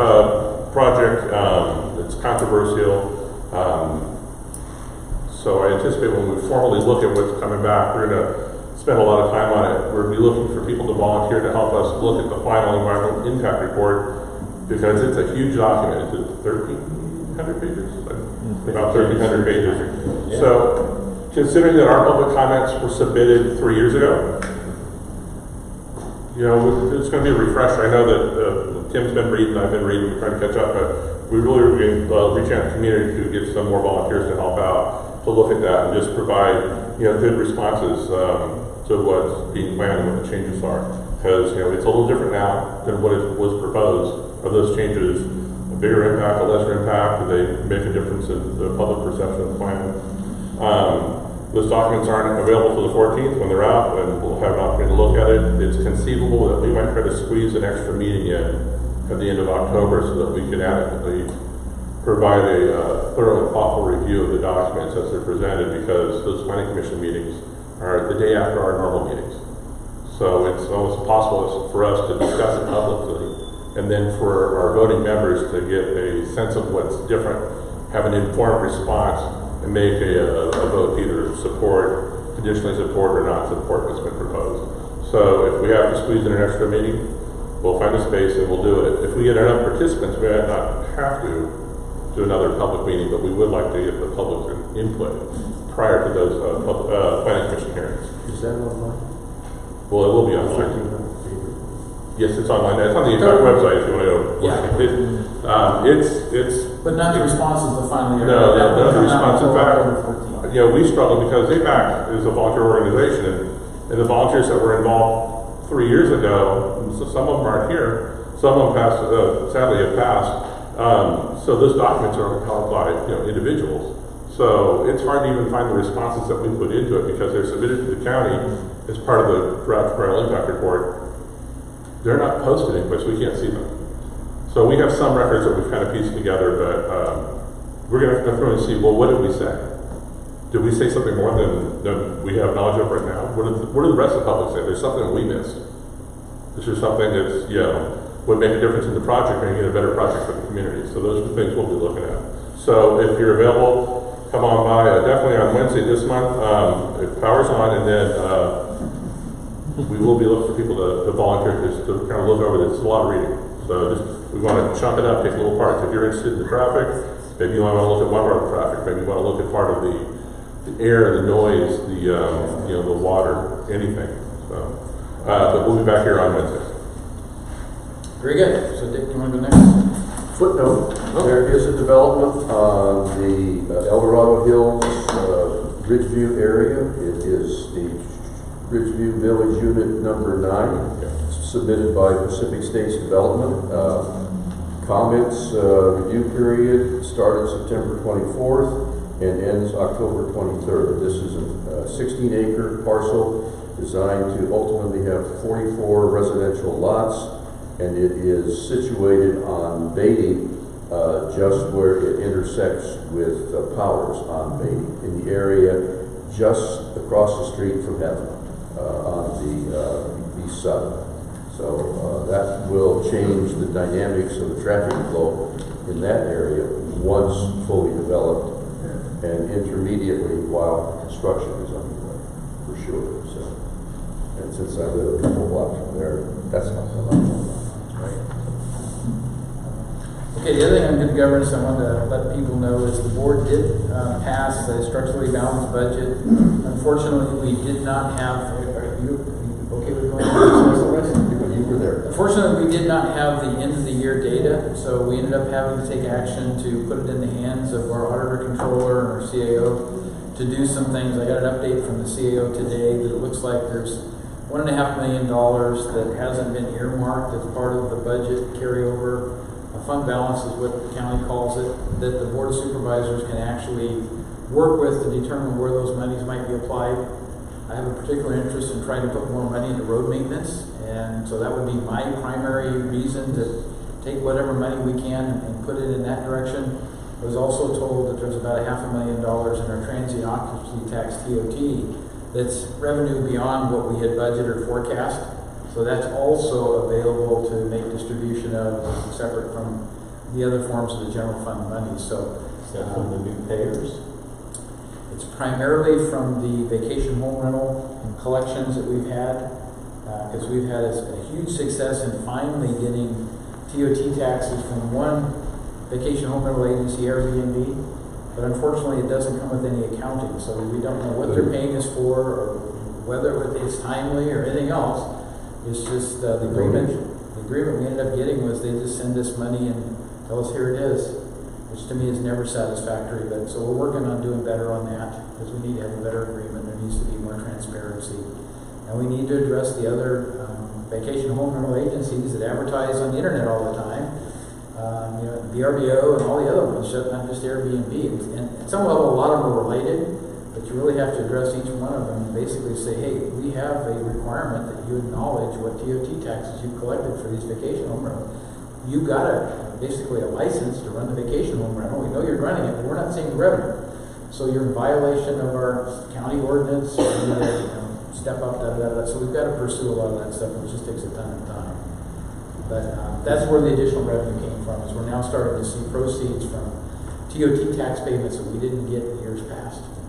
Could you generally explain the difference between discretionary budget funds and those that are not discretionary? Right. So there is a large amount of the county budget every year that has earmarks on it, dedications of funds that comes from the state or federal government.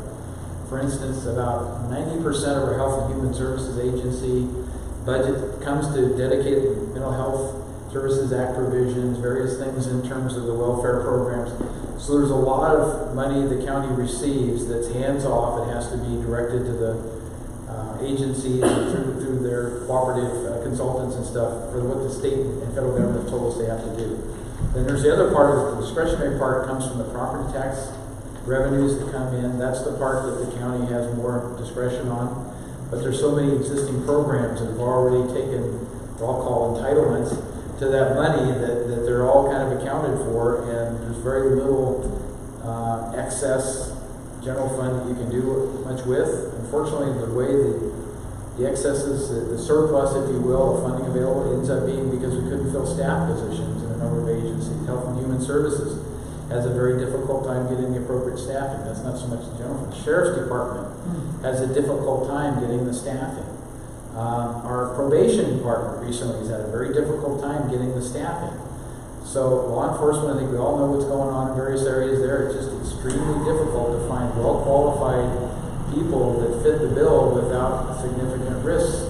And our sheriff has a high set of criteria, which I respect him for. You have to get the right people on the job, or otherwise you create more problems than you can solve by enforcement response. But that's been one of the primary reasons that we have these fund balances carry over from one year to another is we haven't been able to fill the open positions. They're accounted for, they're budgeted, we haven't been able to fill them. So those trends are not healthy. We're always trying to look at what can we do, but the recruitment capacity with law enforcement, it's not just El Dorado County or El Dorado, not the state of California, across the nation. It's very difficult to recruit law enforcement officers that have the right qualifications to do the job, because of all the pressure from various organizations and groups and stuff that comes back and tries to hold our law enforcement officers accountable for things that they can't do anything other than respond to their training, right? And it's very difficult to accept some of the stuff that happens, but they have to protect themselves too. So you were talking about tourism. Yeah. Recently, I was in Santa Clara County, and I noticed on my bill, there were a county tourism tax and a state tourism tax and a city tax. Obviously, we're not a city. No. Do we have a tourism tax as now? No. We do not. That's what we defeated in the ballot. Well, the ballot measure was to increase the TOT revenues by adding an additional 2%, because I think we were at 10% now, and we were asking for 12%. So the ballot measure didn't have anything to do with the no tourism tax. That's a specialty category. It's difficult to figure out. For cities, it's much easier. It's a very confined area. For the county with so many different tourist areas, the wineries, Apple Hill, Coloma Lotus, South Lake Tahoe, you name it, there's a lot of tourist areas that just makes it more difficult to do. So we don't have a tourism tax. Okay. People don't like taxes anyway, so we don't want to introduce it. Well, the people who come to visit us are paying it. Well, that's not a bad deal. No, that's why I thought, yeah, increasing the TOT tax would be pretty simple, but no, we don't even want visitors to pay for the wear and tear they put on our roads. So, okay, I get it. Just a couple other items that was noted in the non-Democrat was that in the budget there is a new charge for the sheriff's new building, which is a loan from the U.S. Department of Agriculture. That'll probably be an annual thing of $1.4 million, as I understand it. Yep. And I think the total is 2.3, but it's offset by some of the savings the sheriff has come up with. So the obligations will be and the CAO had previously mentioned at a presentation here that there was a growing concern that the CalPERS costs would escalate over the years, and part of the budget allowed for $2 million to fund future CalPERS costs. So that pension program is a beautiful pension program if you're receiving it, but it's horribly expensive, and the taxpayers of each and every local community agency are footing that bill. Right. So our total unfunded liability at county level is $388 million. That's for both segments, the safety personnel and the miscellaneous personnel. The most disturbing thing is it's growing at a rate of like 12% a year. So, I mean, it grows at a much faster rate than your revenues do, right? So there's more and more commitment. We try to establish a reserve set aside for CalPERS every year, but we're no way keeping up with what that growth of that CalPERS commitment is. But every special agency, every city, every county, special district that I know of in California is in the same situation, but various degrees. You know, we're not as bad as a lot of the other counties, but we still have a huge unfunded liability, as our fire department does. Although yours is more managed than the county one is, that we all have that unfunded liability associated with CalPERS. So you can't avoid it. You just have to understand what it is and what you're planning to do to be able to ultimately pay those commitments to employees who are retired now in terms of their retirement benefits. There's a point in which it starts to plateau as well, just with the new employees and some of the new regulations. The PEPR requirements help because it extends the expected service life, and it reduces the amount of contribution that has to be made by the combination of the employee and the agency. But it's not going to solve the problem in the next 15, 20 years. But the two lines do not come together. No, they don't. And it's a growing situation everywhere in the state that I know. So talk about the changes, quote, made by Governor Brown, but it had nothing to do with bringing the two lines into coming together. Yep. Purely political. Madam Mayor. Okay, well, thank you for your report. Let's move on to Glenn and our economic development activities. Okay, first of all, Tim, you had a question? Yeah, John. Oh, I'm sorry. How much additional TOT tax do you say was this? $2 million. How much? $2 million that we received for TOT added growth from, I think, entirely VHRs, because we've just finally started that. Will you guys consider at the Board of Supervisors level maybe dedicating some of that money to the cemetery repair instead of allocating a new tax or partial tax? Maybe some of that money could be dedicated to a cleanup of the historical cemeteries throughout El Dorado County, which can be a tourist attraction, and quite frankly, 80% of the people living in this room and living in El Dorado County today are statistically will be decided to get cremated. Only 20% will be buried. Some of them will be buried in the county. But this might be a chance to take that money for a very dedicated purpose and also really honor the dead who started this county, worked in this county, fathers or our parents and grandparents and great-grandparents of people in this room and throughout the county. I think that would be a good thing to do instead of having new parcel tax. Hey, we found some additional money and we're going to budget it to preserve these cemeteries in the condition that they should be preserved. Totally agree. Recent board action was to remove the general plan statement that the majority of the funds had to be used for tourism and that type of work, to basically open it up so the board of supervisors can define more how those TOT taxes are used. And what I would like to do is look at every source of revenue that comes into the county that creates tourism and determine what would be their pro rata share of that TOT tax to be returned for them to do capital replacement, maintain things, improve things, whatever it is. So the cemeteries fit in that category, our fairgrounds fit into that category. There's any number of other things that we could fund with that TOT tax, basically with the new direction we're going. But the board hasn't had that discussion yet. I'm on the budget ad hoc committee right now, and we're coming up with recommendations to go back to the board in terms of things that we think need to be considered. The arts is part of it. Do they create enough tourism? So what you really have to look at is number one is how do you address the impacts from tourism? That's the thing we were really emphasizing. So if that's road maintenance funds, if it's maintaining the cemetery because of people visiting and those kinds of things, then that's what it should be addressing, is the impacts from tourism. And then we have other categories that we go beyond that. But there is a substantial shift in the current board's thinking about the use of those TOT funds. So you're right on. It hasn't gotten there yet, but we're moving down that path. Isn't there a meeting coming up? Yes, sir. It's the 24th? It's later this month, yes. Yeah. I'm sure John does. Right. Yep. So John, and make it fit for fire service sustainability as well. Right. I think there's an impact definitely on tourism, and that would be an appropriate use. right. And one of the unfortunate parts is people think just need to put up a toll booth on Highway 50 or collect the monies as they come in. Right. The state of California doesn't allow to do that unless it's a new roadway. It's a new expressway from point A to point B, and then you can put in a toll booth, etc. You see those in Southern California. You see them in some places in Northern California, but we've been told to try to do that with Highway 50, for instance. Right. No way, it's against the state law to try to establish a toll booth. So every time you look at how do we make this fair, there's always some form of restriction, it seems like, that you can't go there. So you try to get more creative, but yeah, it's a never-ending challenge, but we have started breaking down the TOT and where it should be spent to deal with the impacts of tourism and then just general capital and replacement and things that needs to happen there. Okay, so with that, do you want to go into your part? First of all, those of you who are still here, thank you for staying. I'm usually second to last to go. We can reverse it. We need to flip the whole agenda. We'll do that, yeah. And a couple things.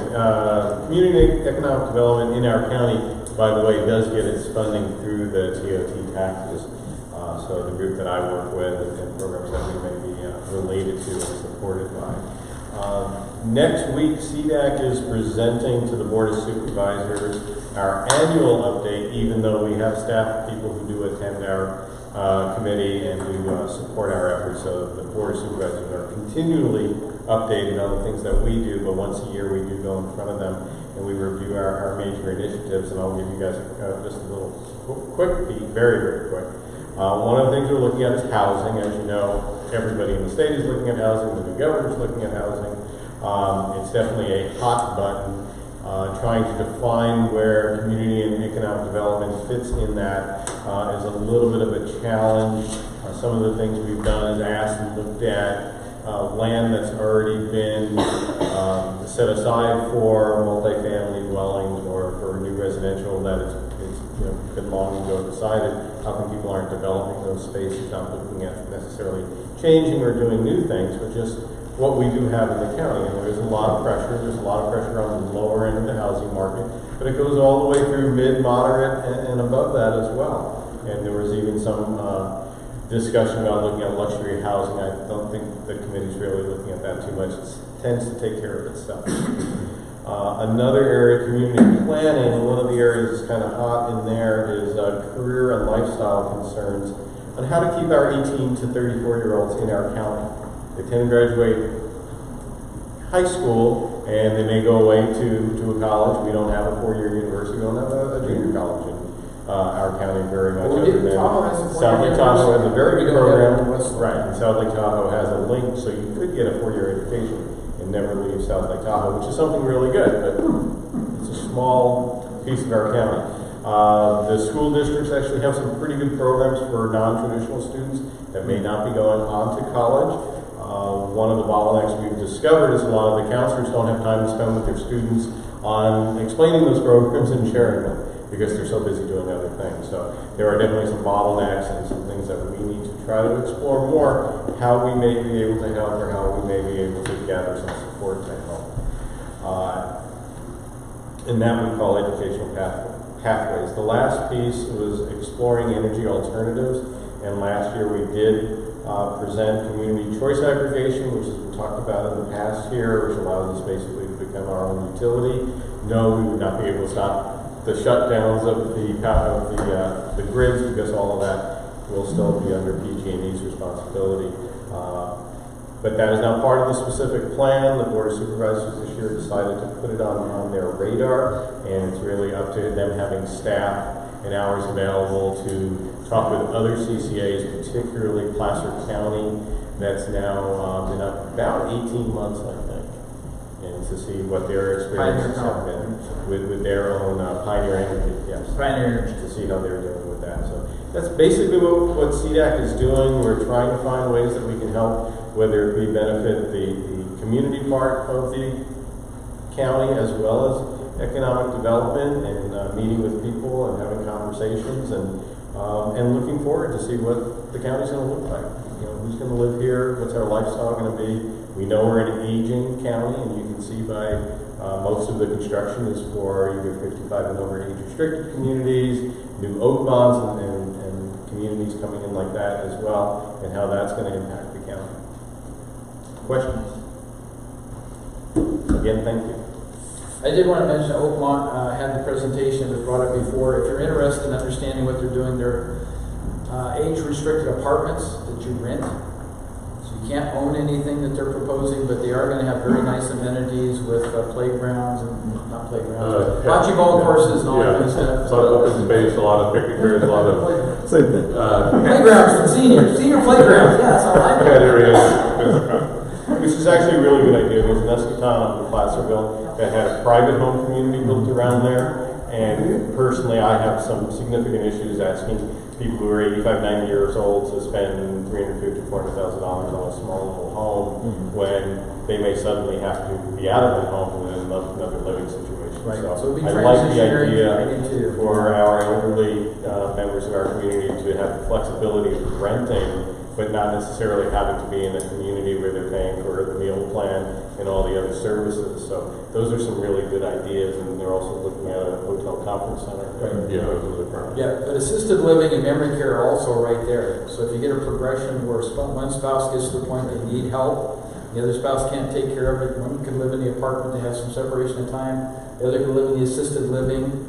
They do have 2-bedroom assisted living provisions at Oakmont, so if you really wanted to live at Oakmont with assisted living, but it's very pricey, so all those things weigh in.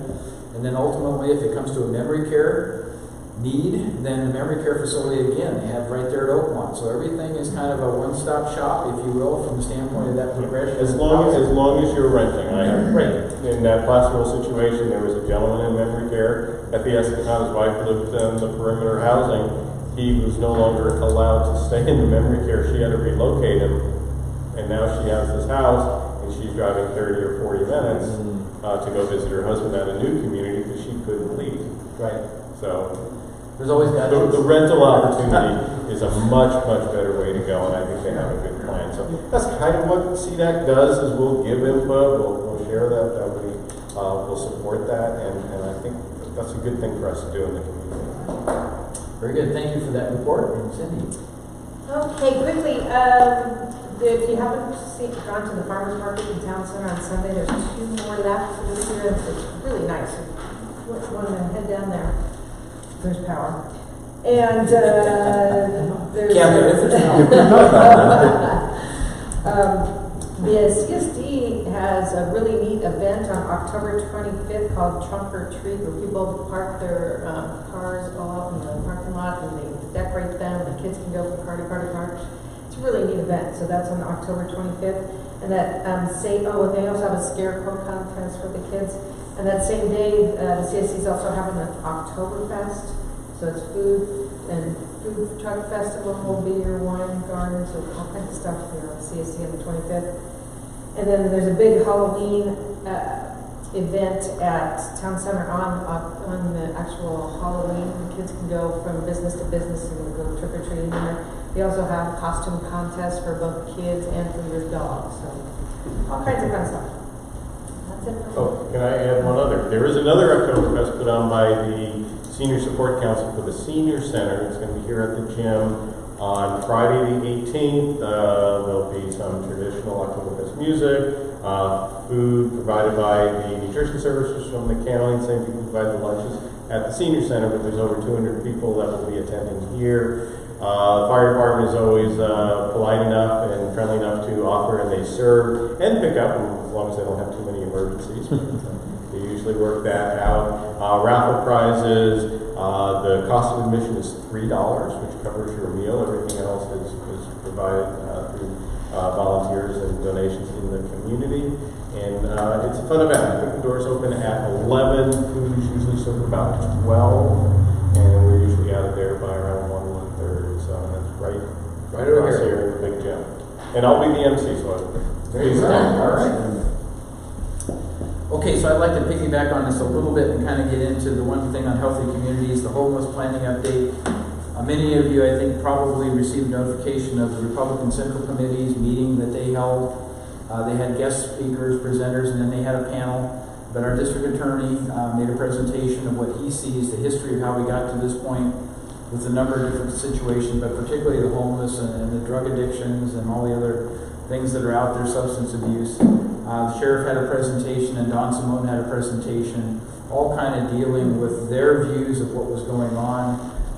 The presentation that Don Simone dealt with was what we're doing with the EDOC COC, the El Dorado Opportunity Knox Continuum of Care, the program that we've established locally to get HUD funding, federal funding, to get state funding, to help pay for various forms of housing, to make all of this transitionary stuff work. But education has to go with it. There has to be willingness to learn and to seek employment as part of this, not just open up housing to shelter people for the sake of sheltering them indefinitely. There's got to be a progression. So that's part of it. But I wanted to let you know that there's another event coming up, and it's this coming Sunday, October the 13th. It's sponsored by the other team, the El Dorado Progressive and El Dorado County Democratic Party. It's a community town hall, Sunday, October 13th from 3 to 5 p.m. It's in the Placerville Town Hall, which is on Main Street in Placerville.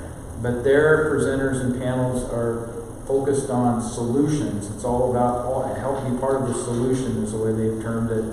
But they actually have a homeless couple that's going to be commenting, first of all, about what life as a homeless person's like as a couple.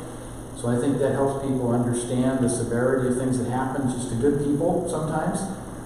They have presentations on homeless data and current coalition projects that we've got going on, which is EDAC COC stuff. They got a presentation on the California Housing Partnership and the Housing Emergency Update, what's going on from the state relative to those things. They got a presentation on the Mobile Home Coalition and the Space Rent Survey and the difficulties that mobile home owners are having in staying in their mobile homes with the rents increasing and all the things that go along with that. And then the sheriff and Placerville Police are expected to be there with the presentation on the homeless outreach team, the hot team that the sheriff operates. So again, it's a pretty full list of things going on, and we got the notice. I think we sent it out via email to the people who attend this meeting. I didn't want to put it on Facebook or on Nextdoor because we weren't requested to do that by the other political party, and I'm trying to keep the party politics out of these things. So I sent it out to people who would attend this meeting, hoping that you would accept it as just, here's a notification of something if you're interested in. You might want to attend the meeting and just understand what's going on, but there's certainly no obligation. And it's always tough when you have these divided things that are presented that you think, why can't they just get together and do it? But that's not the way it's going right now. So we're working on that. But anyway, this is another opportunity, if you're not familiar with what's going on in the county, trying to work with the state and feds and everybody else to help alleviate, I won't say solve, but alleviate the homeless problem. So that is the last thing I had here, other than the council member items. So let's first of all, anybody have a go back or anything else that we need to cover that we didn't cover? All right, seeing no comments on that. Next meeting is Monday, November the 4th, back here. Our guest speaker will be a combination of Vicki Sanders, who's our El Dorado County Parks and Recreation Department manager, and Wayne Lowry, who is a volunteer working on our Parks and Recreation Commission. And for many of you in El Dorado Hills, Wayne Lowry was on the CSD board here. He was the administrator of the CSD general manager before that. So he's got a lot of knowledge and history of how Parks and Recreation work. But they're going to be talking about the common boundaries of what the county is trying to accomplish and what the CSD is trying to accomplish, and the collaboration that's happening through those avenues. So it's things like, how do we get a connection from the El Dorado Hills Business Park to the Sacramento-Placerville Transportation Corridor, which is a reserved opportunity for people to use bicycles, equestrian, walkers, basically use the old railroad tracks as the avenue that goes all the way through the county. So the trains have the rails part of it, the trains have a commitment from the county to be able to use it on certain weekends and stuff. But I, in particular, wanted to make sure from our trails connectivity and stuff, that opportunity was provided for people who want to go out and ride the bicycles or take a walk in some different territory, and have safe access through the business park and a designated parking area. There's actually a park that's being proposed that might be the perfect conduit to get across there. So a lot of things starting to happen. The other thing we're going to probably talk about a little bit is Bass Lake. And the Bass Lake plan, wherein the CSD is trying to acquire a total of 200 acres to plan a regional park, and the county is part of that partnership, trying to work with them to make that happen. The county owns 41.7 acres of what the CSD would like to acquire. So that's still in negotiations, but we want to make sure if that does go forward, that we put the resources in the county with the resources of the CSD and try to make that as a good opportunity, learning, outdoor education. There's a lot of things that they're proposing with it. Cindy and I had the opportunity to walk with the CSD board members and another supervisor, Sheba Frenson, on an early morning walk. We started at 7 o'clock and spent 2 hours going around the lake and saw the eagle's nest where the eagles, the bald eagles, hatch every year, evidently, and so a lot of really cool things that you can educate kids on within that park structure and have a lot of fun to do. So we're going to stay involved from the county's perspective. We're going to try to work with the CSD. It all comes down to funding. We can come up with the money to pay for these things, and there's some things going on there as well in terms of working with the community foundation, working with grants, working with an assessment that the CSD can explain to you. It's probably going to be on one of the ballots forthcoming, those kinds of things, but I just want to emphasize the fact that as much as possible, and they'll share that with you, we're really trying to work together as opposed to ignore one another and not try to find solutions. So I think it'll be an interesting discussion. So that's something to look forward to next month. And with that, I'm going to call for adjournment. So thank you again for your patience and attendance. Hopefully you learned something you can take away and make use of. Well, are you getting settled? Oh yeah.